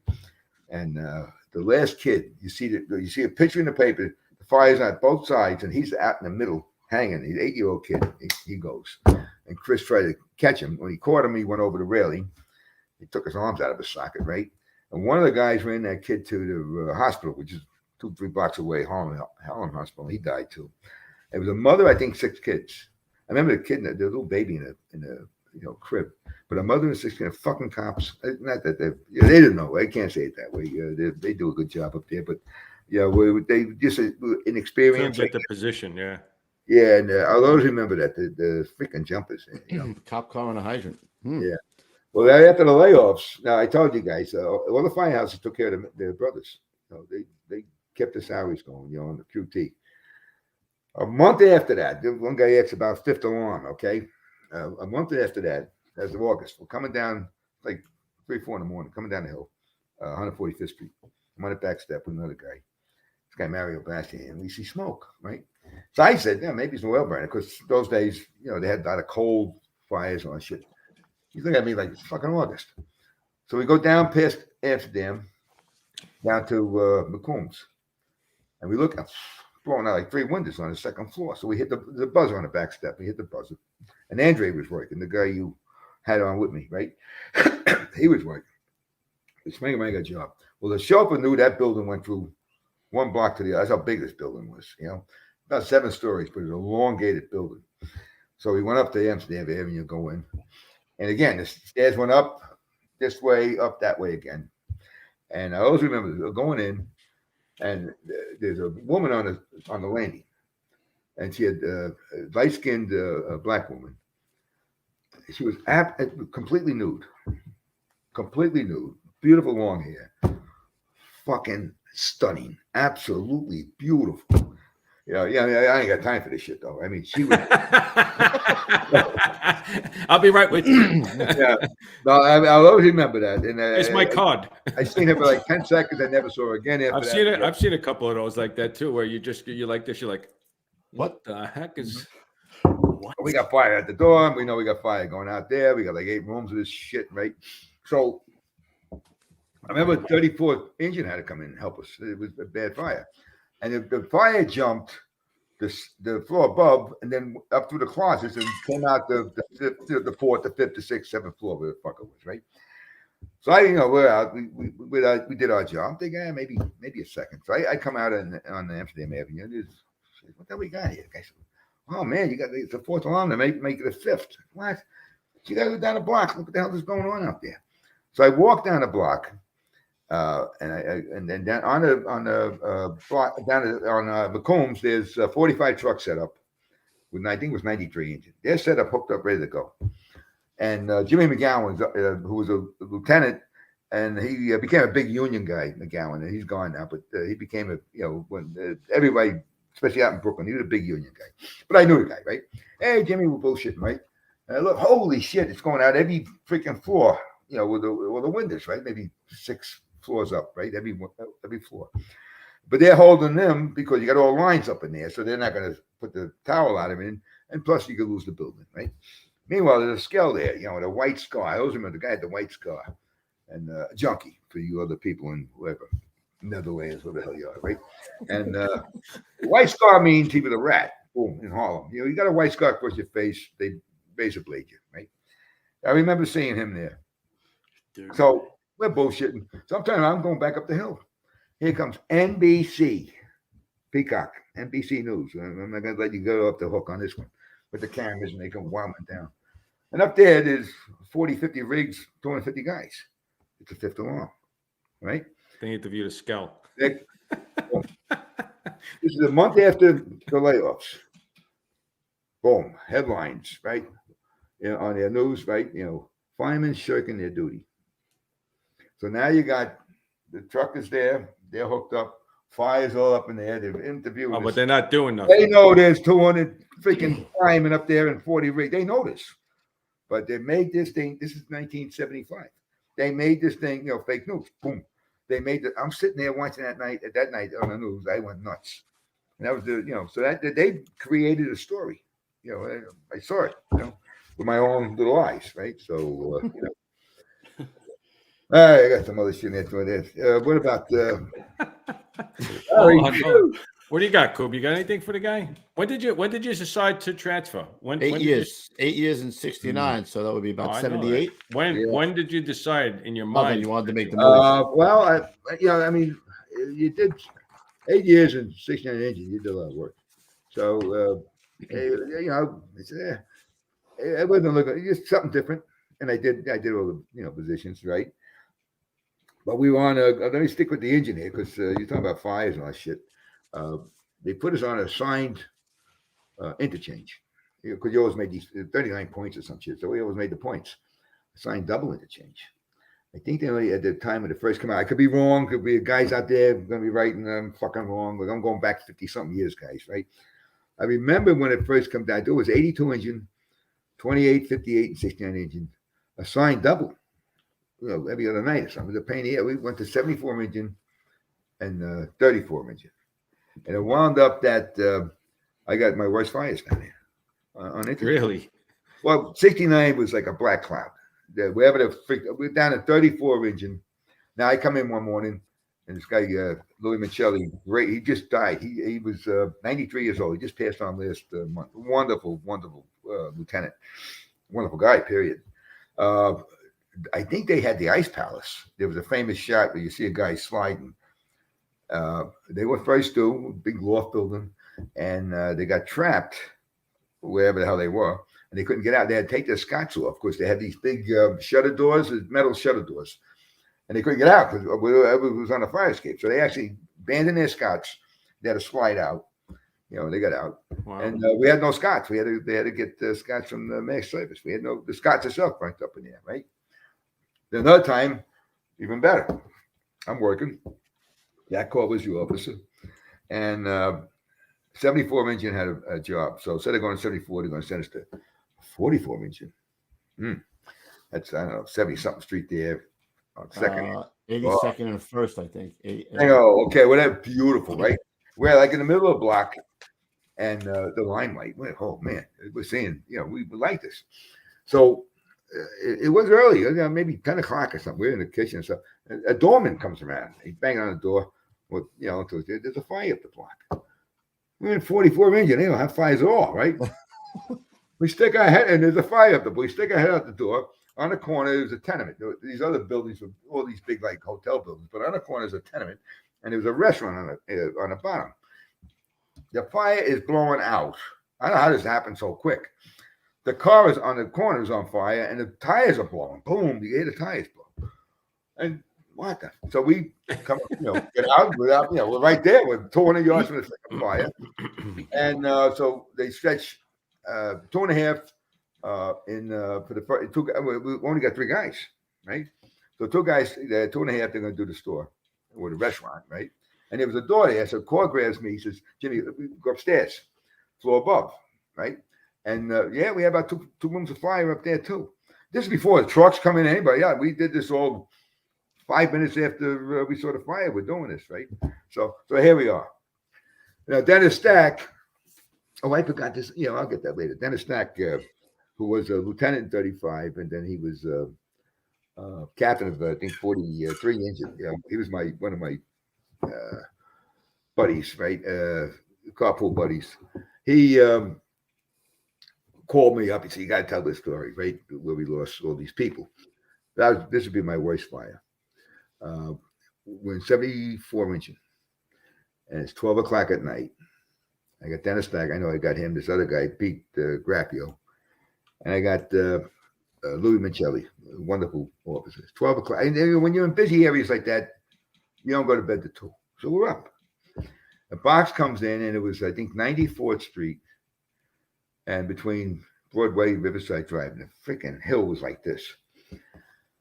So we go out, right, and we're right there, really. And then the buildings were like steps. So if you were on exposure, say 4, you would have to drop down 20 feet to the roof. Exposure 2, you would have to climb with a ladder.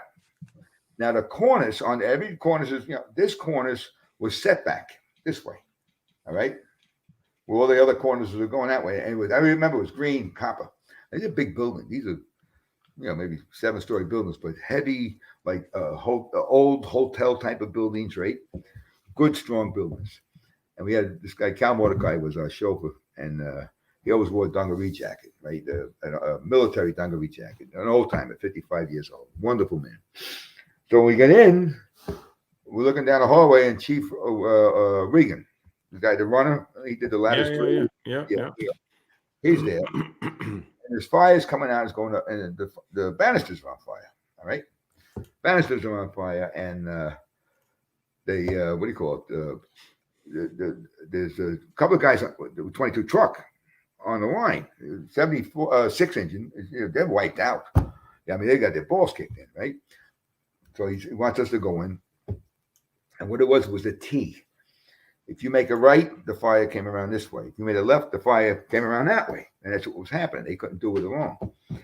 So we're going to make the right. And I remember Micheli telling us 2 guys on a 2.5-inch line from the truck. You're not too confident with that, right? So he told those guys, well, I'll tell you what, it was a very lucky fire for me anyway. He told those guys, whatever you do, do not, leave this, right? So what happened here? What am I looking at? That the building? I was trying to pull up a replica of something we were talking about for the No, they're building the banks anyway. No, the corner's big corner, but it slanted in. So the ladder, the roof man couldn't get to the roof. Okay, gotcha. Impossible. He had to go all the way, the back, and the rear fire escape. The ladder was all rusted, all that shit. We don't know this at that time. So we're gonna make the right, and I remember going down the hallway, and you got bedroom, all that shit, and they're gonna hold it, to the left, right? And I got Dennis behind me, and then Louis Micheli's behind him, and we're about maybe 15 feet from the big fire. We're pushing, right? A solid fucking fire. I mean, there was fire going all the way through. The walls are coming down on us. I mean, I had to push the hallway out. I mean, besides the big living room. So all this shit's coming down. It's kind of junky in there. And the BX came out. When the wall came, there's like BX wire, it knocked my helmet off. So I'm groping for my helmet. I'm saying from the entrance, I can't be 10 feet, right? Groping for the helmet. And Dennis got his arm, he got the knob. He can't get around because of the bureau there, right? And it took maybe 10 seconds for me to finally get my helmet, put the damn thing back on, ready to go. I fucking the second floor pancaked. Boom. Come right down, halfway down. It was like on an angle. Wow. Put the fucking fire out. Most of the fire anyway, right? And it blew us out of there, right? And it was so bad that we don't have the radios. I don't anyway. The chauffeur was hearing all sorts of shit. The third guy on the line, behind Mantelli, was this guy, Cal Mordecai. Our MPO was in there, with shoes on, pants on, and a freaking helmet and what do you call it? An army fatigue jacket. Because he heard the collapse, all the DOAs that were fine. We lost 10 people. Wow. Lost 10 people, yeah. So, do you think that if your helmet didn't fall off, you think that you guys would? I wouldn't be here talking to you, without a doubt. Me, Dennis, and Louis we would be here. But I would have got in there, then boom, we got crushed. Yeah. I mean, I can see the furniture from upstairs. No shit, that's crazy. Yeah, but they lost 10 people, So, like I said, it's a hard house, 28. At least they were anyway, right? So what we used to do on our way up, we used to stop by. There was a bagel place, I think like 98th Street Broadway, where they made fresh bagels. They had the water bath, all that shit. So we used to buy like 2 dozen bagels, pound the butter, pound the cream cheese, right? And bring it up. So meanwhile, we're in the firehouse. Now this is like 4 or 5 in the morning. The chiefs are in there with your position, with all these DOAs. You got to do all the paperwork, right? So we don't leave. So we're tired. We're going to be, and we had to change, I think, 7 o'clock in the morning. So we get it now. When we get up there, we get in the kitchen. Now we're backing in now. 74 went home, and it's on the news. In the kitchen. We walk in the kitchen, right? We just lost 10 people. Yeah. Where the bagels? They don't give a shit. They don't know where the bagels were. Bagels. Tough house. They were tough. Jimmy, let me say this when he's all-stars. Hold on 1 second, Jim. The guns, that picture with him with the baby on the fire escape. What that's bullshit. Don't even show that. Bingo. Somebody sent me that after I retired. I have no idea who took it. And but it was a woman in there. She was, you could guide her out. It was ambulatory, I guess they call her. So I took the kid. It looks, I don't know where that's the only picture I got of, doing what you were doing. Yeah. Well, we didn't take pictures back then. Well, that was earlier. That was in the 80s, I think. No, I have this one in the 80s. That's me going down. That's the cop guy just hand up my ass. I didn't even see that. That's awesome. Yeah. Well, he's giving you the reach around. Yeah. Well, we did. I did that a couple of times with him, And the guy calls me up. The cops grabbed the kid, and it was in the Amsterdam News that they made a rescue. Right, so I'm laughing at this shit, right? So now we're layoffs, interchange. So now in the 70s, that group of guys. Go home and get your fucking. There you go.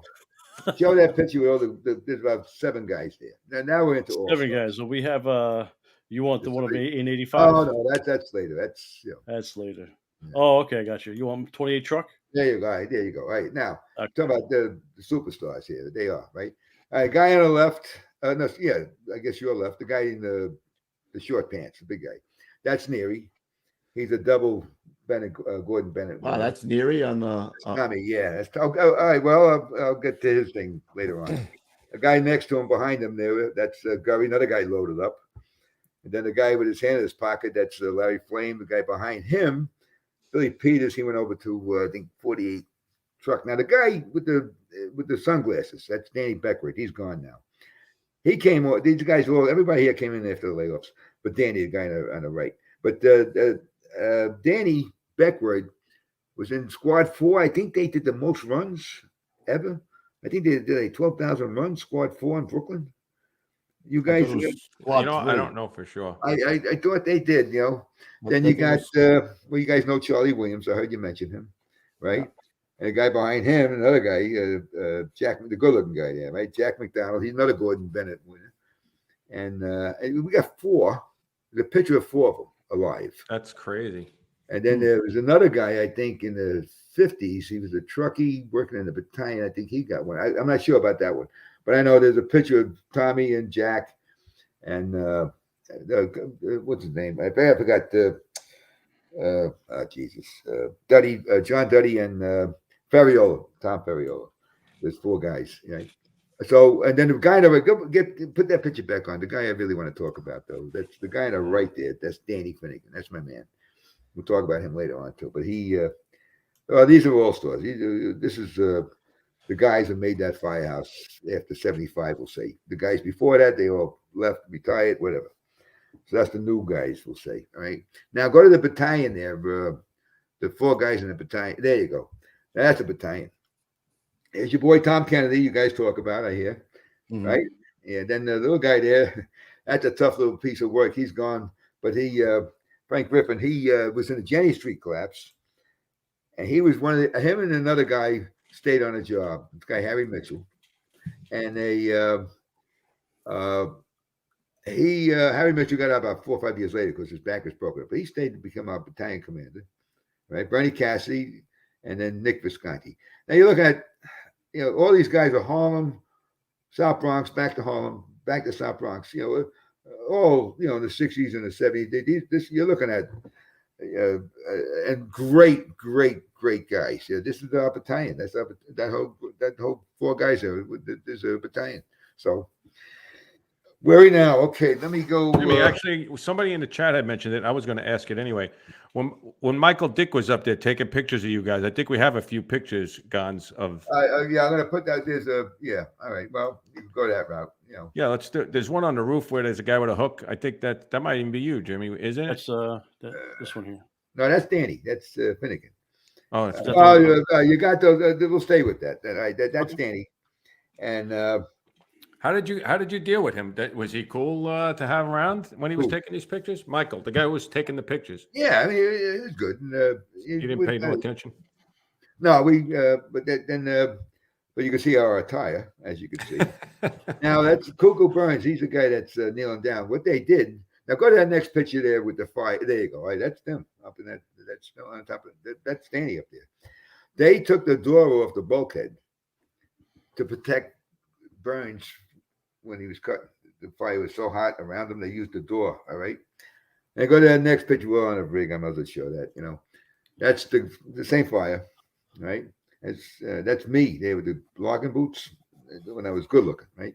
And then, but that's Danny with his leg crossed, looking that way. I wanted just to bring out Danny Finnegan because he's he's a tough guy. But I want people to see him. Which guy is you? I'm the guy with my helmet on my knee with the logging boots. That doesn't even with the look stash. With the stash, right? Hollywood. Well, they all have stashes for the most part. Now you know why you see St. Barbara. Okay, now you can see Now you can see. You saw how she didn't do too bad either. Marry this mug. Well, then I had a better mug. She didn't do too bad. Yeah. Oh, but either way. But that's where are we here? All right, let's get to. Well, we're moving along pretty good here for this first 10 years, right? All right, let's go. You guys, I heard you guys mention Tom Brennan, right? He became a captain of 111 truck or something. Am I right? You two guys? You Brooklyn guys, right? Brennan? Yeah, we did. We used his random thoughts thing. He came up with the random thoughts idea. Yeah. All right, but you know who he is. Okay. So he's very reputable. Captain 111. Yeah, he's a reputable guy, right? So he was down in 40 truck, right? All right, pull up with Dennis Stack and Danny Finnegan, the guy we just showed, and with Dennis Stack. We had a captain, a covering. I saw the guy once in my life, and he come from 40-foot truck, big, tall guy, right, lanky guy, and we go out to a job, and I'm the cameraman. Danny's the irons, and Dennis was up on the floor with us. He's going to be injured, right? So it's panic all the way. We had Chief Lobb. He stayed with us about 2 years. He went out to Brooklyn. Nice man. Dirty truckers coming in, second due. He gives them the orders, like 1978. No, 79. I was in a truck, 79. He gives the order, life net in the alleyway. You never hear that. Never. Now, up on the fire floor, we get the fire at the door, right? And they take the half landing window. Next thing I look up and I don't see the captain. What the fuck is this guy, right? And all I see is from his knee down, a knee, leg. And I'm looking, and Danny's, looking, he says, he turns around, Jimmy, he's handing me kids. The guy's hanging out the window on the half landing, and the floor above the fire, he's grabbing kids, right? And I'm handing Dennis Stack got a kid. We all got kids.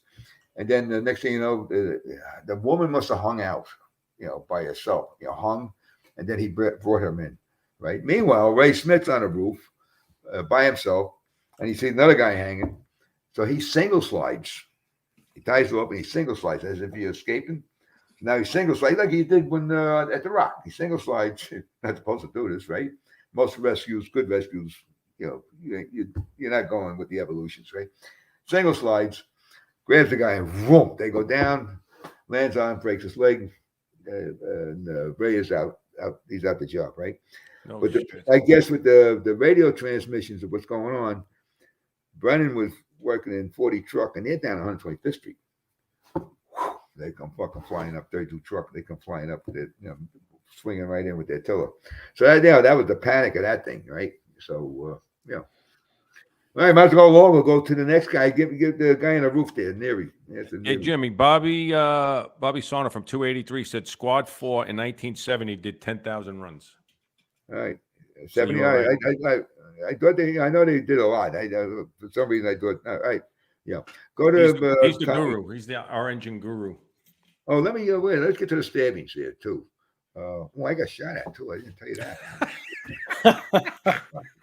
I will go with that. This smells like a part 2 to me, bro. Stabbing, shooting. I'll put the smudge pipe on. I'll put the smudge pot on, right? Where'd I go? Okay. This is shit. Give it a shot with the guy smoking there, Billy. My man. Let me get you there. Yeah. Are you talking? No, that's there. Smoking. The one that I said. Oh, yeah. That's my bad. Right the below last thing I showed Louis. There you go. Oh, it's coming. My computer's a little screwy. It should be shown. Let's see what we got. Yeah, that's Millie. Yeah, there's a tough dude. A 31 truck guy. I guess he was with us about 12, 15 years in the engine, right? But him, and you guys know Rinaldi, right? Rocky Rinaldi? Chief, yeah. Mm-hmm. Yeah, Chief Rocco. Well, when he was with us as a kid, he's a fucking yeah. He's a muscle guy, right? He had, no, he's in good shape, the kid. Well, this fucking guy come out of the car, and he had a buck knife, which is a very good grade knife. He hit Rocky right through his bicep. Luckily, he didn't cut an artery. I mean, right through. And this guy here, Millie, he came down, and he come down right on his shoulder, and it went to his collarbone. And from in the hospital, they said if he would have went another quarter of an inch, he would have hit his heart. The collarbone saved this guy's life, right? Oh, shit. He had a nastiness to that shit, right? Well, then you might as well get back. What happened to the guy? When he did that, guys are starting to run for tools. It's right out. We were backing in, right? And guys are starting to run for tools. And there's a local guy had a gun, put the gun on the guy. And so sometimes the local guys help out. The guy put the gun, and wow, the cops come. Shit, yeah, but this guy was killing. He wasn't out there slashing. He was killing, right? Then I had wow. I was still in the engine, so this got to be like 78 or back. The only way I could figure it out because I was driving, and we had a covering asshole lieutenant. I remember Danny Finnegan. That was supposed to be a drink of the day there, Danny, right? I want to toast Danny Finnegan. Drink. You guys ain't drinking at all. Yeah, I'm drinking. Yes, I am. What are you talking about? Right here. Oh, what happened to the word of the day, right? I don't have a 100-year-old mug. I put a little something as word of the day. No, we didn't have one, but I threw the. I told you Finnegan. Remember I told you Finnegan? Finnegan. Yes, you did. Well, there's a few more Finnegan, so let's keep Finnegan, right? Because we got to honor that guy. All right. So anyway, I'm going to say Finnegan again, right? They. I'm on 100 and I'm on 7th Avenue, 143rd Street. The freaking hydrants are going. Summertime, but it's not going a lot, and the guys wash their cars, all that shit. When this dope wants to shut the hydrant off, so the only thing I could figure, I had to be driving a rig, because I had a radio, so I had to be in the engine, and I had the blue shirt with the patch on, and we told we were trying to tell the guy out of it, right? So Danny and this other guy in the back step, Danny was working overtime or some shit in the engine, right? So there's a store there, tenements, and there's a door and that goes down an alleyway, right? So I get out, I'm doing the freaking thing, right? Next thing, pop, pop, pop. The fucking door flies open, and this big dude comes backwards right at me, right? Next thing he hits me, he got me up against the rig, and I'm looking over his shoulder. There's this fucking guy, boom, boom, and he's shooting the guy. And, I'm behind the guy, and the bullets ain't going through, thank God, right? Hits the guy in the head, shoulder, and the stomach. Hits the guy head, shoulder, stomach, right? So now I push him away, so he thinks I'm a cop. He looks for help. So now he starts to chase me around the car. I'm working, get the fuck away from me, get out of here. I'm going like that, And the guy's like, running after me, and the guy's still shooting, right? So then finally the guy takes off, right? The shooter, right? So he's chasing me around the car, and he thinks I'm a cop, right? And he's bleeding like a fucking pig. So then he realizes I ain't helping. I'm a fucking fireman. He sees the rig there, right? So he stands in the corner, like he's holding this thing, right? He flags down a gypsy cab. And off he goes. He goes in a gypsy cab, right? We call the cops, and the cops, they open the door, and there's a couple of bullet holes it was a metal door, like, right, tin, and there's a 32 caliber. He said that would have been any bigger than that, like a 9mm or something like that. I would, it shot right through, it hit me, right? The moral of the story is fucking Finnegan is laughing his balls off, right? Go, Finnegan. Yeah, there you go. I don't have the noise. And we just talked about that about 2 months ago. I was at his house. He's down the road from me. And he was laughing his balls off still. So, You can't even make this shit up. Yeah, no, there's other ones. So I can bore you with the other shit, I can bore you with the other fire stories. Yeah, so, let's get to, where's our time schedule here? I don't know. We might have to make a part 2, Roof. We got about 20 minutes. I don't know what part 2 be. All right. We got about 20 minutes. Yeah. Oh, I could shove this stuff in there. Because we're only going 10 years, right? All right. That's it. He said it. Well, that's it. What I'm talking about, besides with the shooting, no. I didn't go over into the 80s. Leave it like that. The Navy rescue. This guy, Tommy Roby, was the cam man. Danny was, this is 1979, I think. Danny was the irons. I was a roof man. And both those guys, at that time, 12 years in Harlem. They seen it all, Roby and Finnegan, right? So we pull up, and it's a tenement, right? 30th floor, 2 rooms or some shit, big deal. So I go up, I'm on a roof, so I go around, and I go over the gooseneck, I come through the front, I come out, I can't see shit. This fucking thing took off, right? And I'm lost on this fire escape. And Larry Flame is a chauffeur, he's trying to get the ladder to me, banging all over the place, So it takes a while, I'm yelling to him this way, that way, freaking ladder, because we can't see, right? So I finally get a ladder, come down, and when I get down there, Danny and Roby and they're there, but they're different. They're like kids, They're going around talking to people, And I saw, I don't know, he was in the Navy. He was sitting there. He had no coat on, and I remember seeing his fucking wrists. Almost right down to the bone. I thought it was in the back of Rescue 3 or an ambulance before he went off, right? And Danny, they were a little burnt up too. They said they never saw anything like this. He went through fucking fire. That's when he got his Bennett, right? And he did. He went down under. He happened to spot a kid with something in the kitchen. He had to go through the living room and go down the hallway and grab him. And they run out of the can. They had no more can. They were trying to put him out, and they're banging the shit out of him. He's his coat's on fire. He got the kid under him, And then they get him out. But when he got him out, they handed from what Danny told me. They handed the kid to the engine. They tried to get Tom out. Thomas hung up on the fucking door. The door was half over. Right, and the fire is coming out the fucking top. So they had no water. So when they pull him, right, they were pulling him. He said 2 or 3 times. Finally, the coat ripped, and then the fire come out. And Roby and Danny got singed too. Their face got singed, but Tom got he got burnt up bad.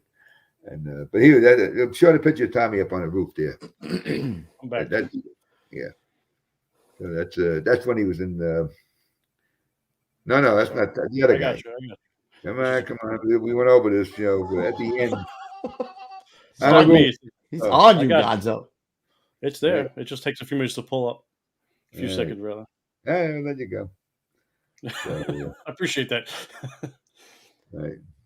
It should be up. This is what you. He helped me out so much before today. This is this the one you're looking for, Jimmy, or no? No. Yeah, the one on the roof. He's on the roof walking. Guy on the roof walking. Are you talking about the hook? Because it's the only couple that we have. The Halligan is something in his hand. Yeah, he's on the roof walking. You want Danny's first pick? No, not Danny. Neary. Remember we put okay. I thought you said that was for the end. I think you said you were right. We're there now. You were right. Spider. There's Tommy. See? That's Tommy. He's in 31. Now there's a guy. He's got a raisin on his head there, Jim. Oh man. That's right. Yeah, there you go. There's your raisin, right? He's got a raisin on his head. There you go. He was in 103. Never heard of it. That's how it happened. That's how he got it like that. He's in 103, and then he goes to 31. Then he comes over to us. Makes captain, goes to 138 truck. Shit. So he had some smoke odor on him, Oh, this smoke. Yeah, holy shit. He's a tough fucking piece of work, I'll tell you right now. It looks pretty tough. He got the Bennett twice, you said, right? Twice, yeah. Is he still around? Yeah, I was with him in March. I was down in Florida. Might have to get his number, see if he'll come on. No, no. He won't do it? No. Yeah. No way. Fuck off. I get a couple of those every once in a while when I call once in a somebody. while. Yeah. And I go to that now. Let's get to the one that you guys heard about. I'm sure this should have been another Gordon Bennett. The good-looking black guy there with the glasses on. That's Tinny Connie or Connie Tinny. They were asking if you worked with Connie Tinny. That's the man right there. That guy, the same year, and of course, Neri got the Bennett. He should have two. They should have two, right? And look, shout out quick for him. He's not doing that well. So you guys out there, any little prayers you threw, he needs it, right? Let me try to. I threw a schematic here. If I could figure this thing, if you could see this thing, right? How are we gonna do this now? Maybe we can do it this way. I don't know if you could see it. It's dark enough. I guess You got to put it up a little. Yeah, go up a little bit. To it's like near, Oh, there you go. Right there. Down a little bit. down. Perfect. Perfect. Okay. All right. Now I don't know what the fuck I'm looking at, but I could see it. I could see that the rear mount. The rear mount is on the bottom. All right. What I'm trying, I'm going to just throw this here. I see the squares here. Okay. This is what you call setbacks. Okay. Yeah. These are setbacks. So when you pull up to a building, right, they're split apart, and the building goes like maybe two windows in, then there's a setback. Then it goes back again. All right. So I was trying to draw that picture for that, right? And those buildings had those I-beams, like I crawled with the dog, right? They had the same I-beams. And Malin was driving, and if he was a 2 foot that way or 2 foot this way, this would have never happened. He put that ladder fully extended all the way up there. It was on I guess the 6th floor. Guy hanging out the window. And there was another guy in there, two guys, right? Hanging out the window, out this way, and there's concrete going down that way. So there were 6 floors, so he's going to go 7 floors because, the alleyway, right? He got that ladder all the way up, and it landed on that I-beam, all right? So it was pretty secure. Now, if that would have been dirty truck, they had that Mac, that fucking thing, that thing knocked off a wall. So that thing, So, all right, so now it's fully extended. Connie is 6'4", 240 pounds. The guy you saw. Boom, he's the OB, I guess. He goes up. They're 10 feet short, right? They bring a 20-foot ladder up. No shit. So the ladder, here's your railings, doesn't go in that way. It's cantilever this way. They're not cantilever, sideways. So there's 20-foot ladder with no railings.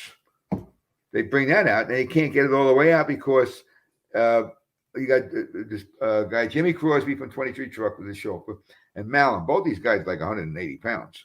They're up there, and they're going to lock the ladder in to the, they're going to hold the ladder through one arm onto another arm, that kind of shit. And then he's going to do the other side. Ladder is sideways this way. All right? 20-foot ladder. How wide is that fucking thing, right? And they're still 2 foot short. Because if they go any further, it's going to, with Connie's weight, this thing's going to, cantilever, right? 2 foot short. He goes out, and I think about it. He's on a freaking ladder. 7 stories up. 7 stories up. He's on an aerial that's already. But no, he's not on the aerial. He's on the aerial. He's on an aerial that's at the end already, and now he's on a ladder at the end of an aerial that's with no railing. There's no railing, right? I don't know how, and then now he's got to grab a guy backwards. Right? Because we did the write-up the next day, so that's why I'm talking. Other guys mentioned it. McTeague, he mentioned it. But they didn't see the whole. I'm there seeing it, right?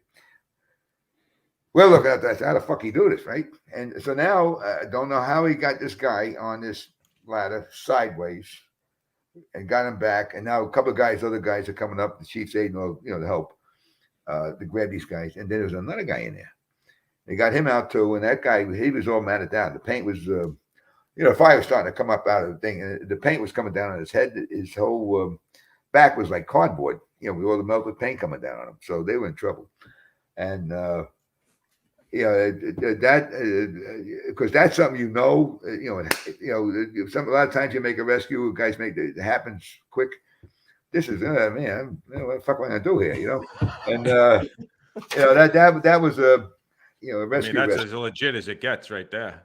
That was Gordon Bennett, by the way. And I seen my share of medals up there, but not medals.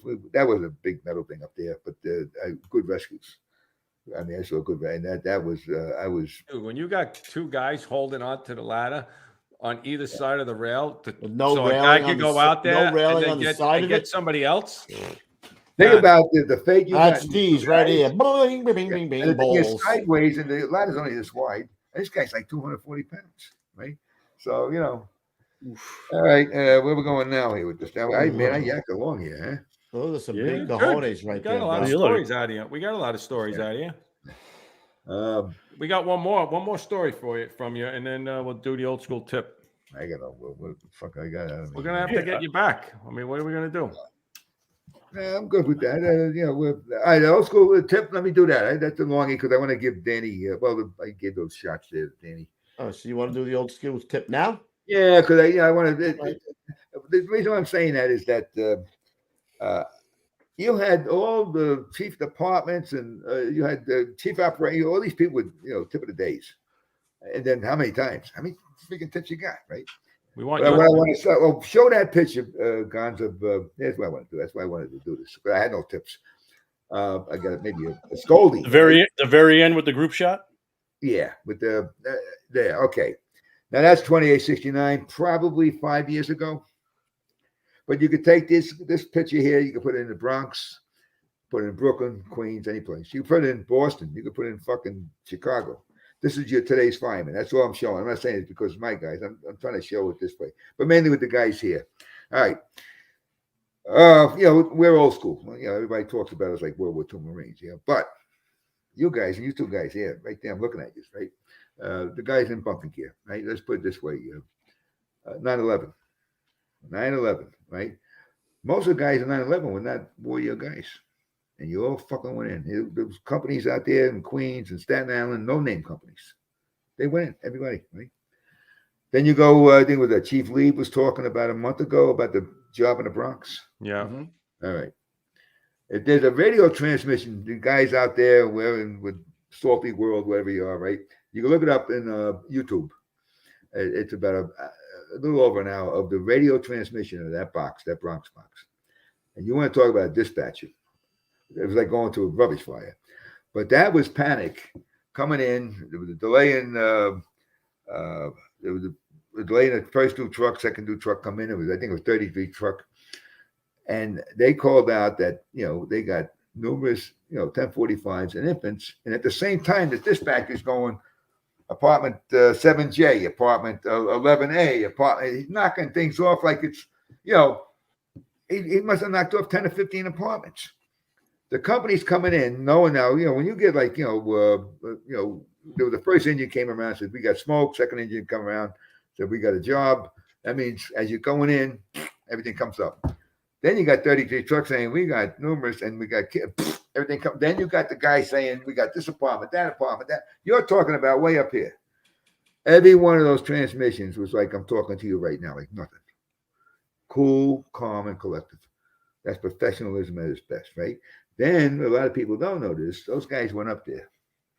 And they were up there, and I talked to a couple of guys who were up there. They said after like the fourth, it was like ink, like black ink. They're up there now. They get up on the 7th floor. They got to rope down where the fuck's this apartment. They find it, and they got to go in there. Maybe hold the people there, or right. They're Scots. They were running out of air. They ran out of air. Yeah. They stayed in the same fucking conditions that they're killing those people. They stayed there. All right. This we're talking about last year. And they think they lost 17.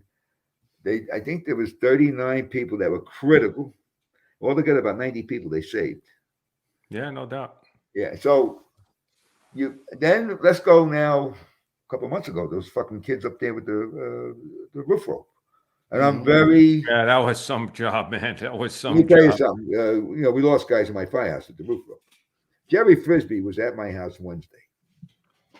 He was coming back to my house with his fiance Sunday to have dinner with us. He got killed Friday with the rope. Right time I hear roof rope. Ooh, that roof rope rescue, that I was proud to be. Well, you've been proud. A member of the FDNY after I saw those guys.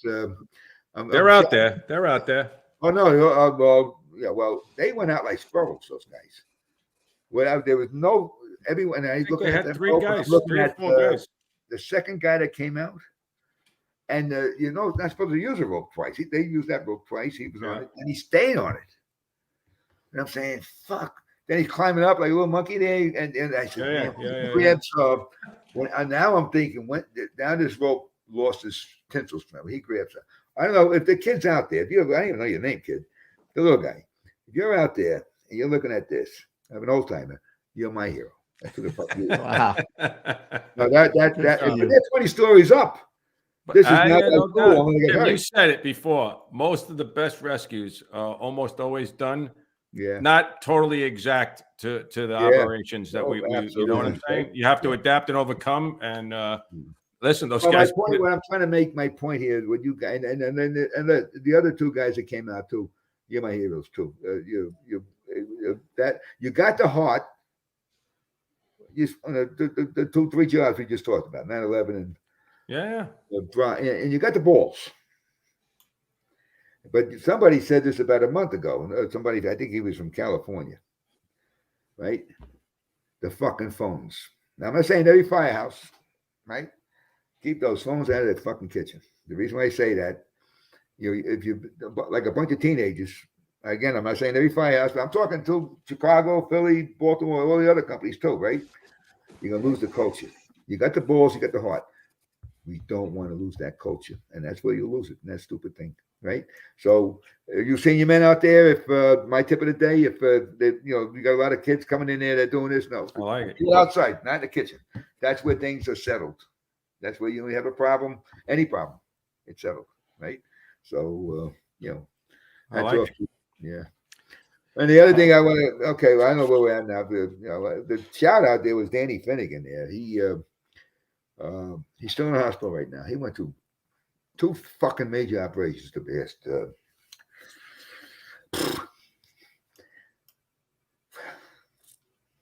Give me a sec. Oh, he did there for 50 years, 53 years, 20 years together in the house. Lives down the road from me, and brother, right? And he just got out his second operation. Man, that fucking guy is so tough, and his personality, he's happy and all that stuff, right? So he had a real rough go the past 6 weeks. He had 2 terrible operations. So he seems to be coming out of it, hopefully, knock on wood. But I'm gonna post that picture up tomorrow. That's him. That's Danny. That's why I want the guys. That's my Danny there. That's why I work with. That's Danny Finney. Or maybe go to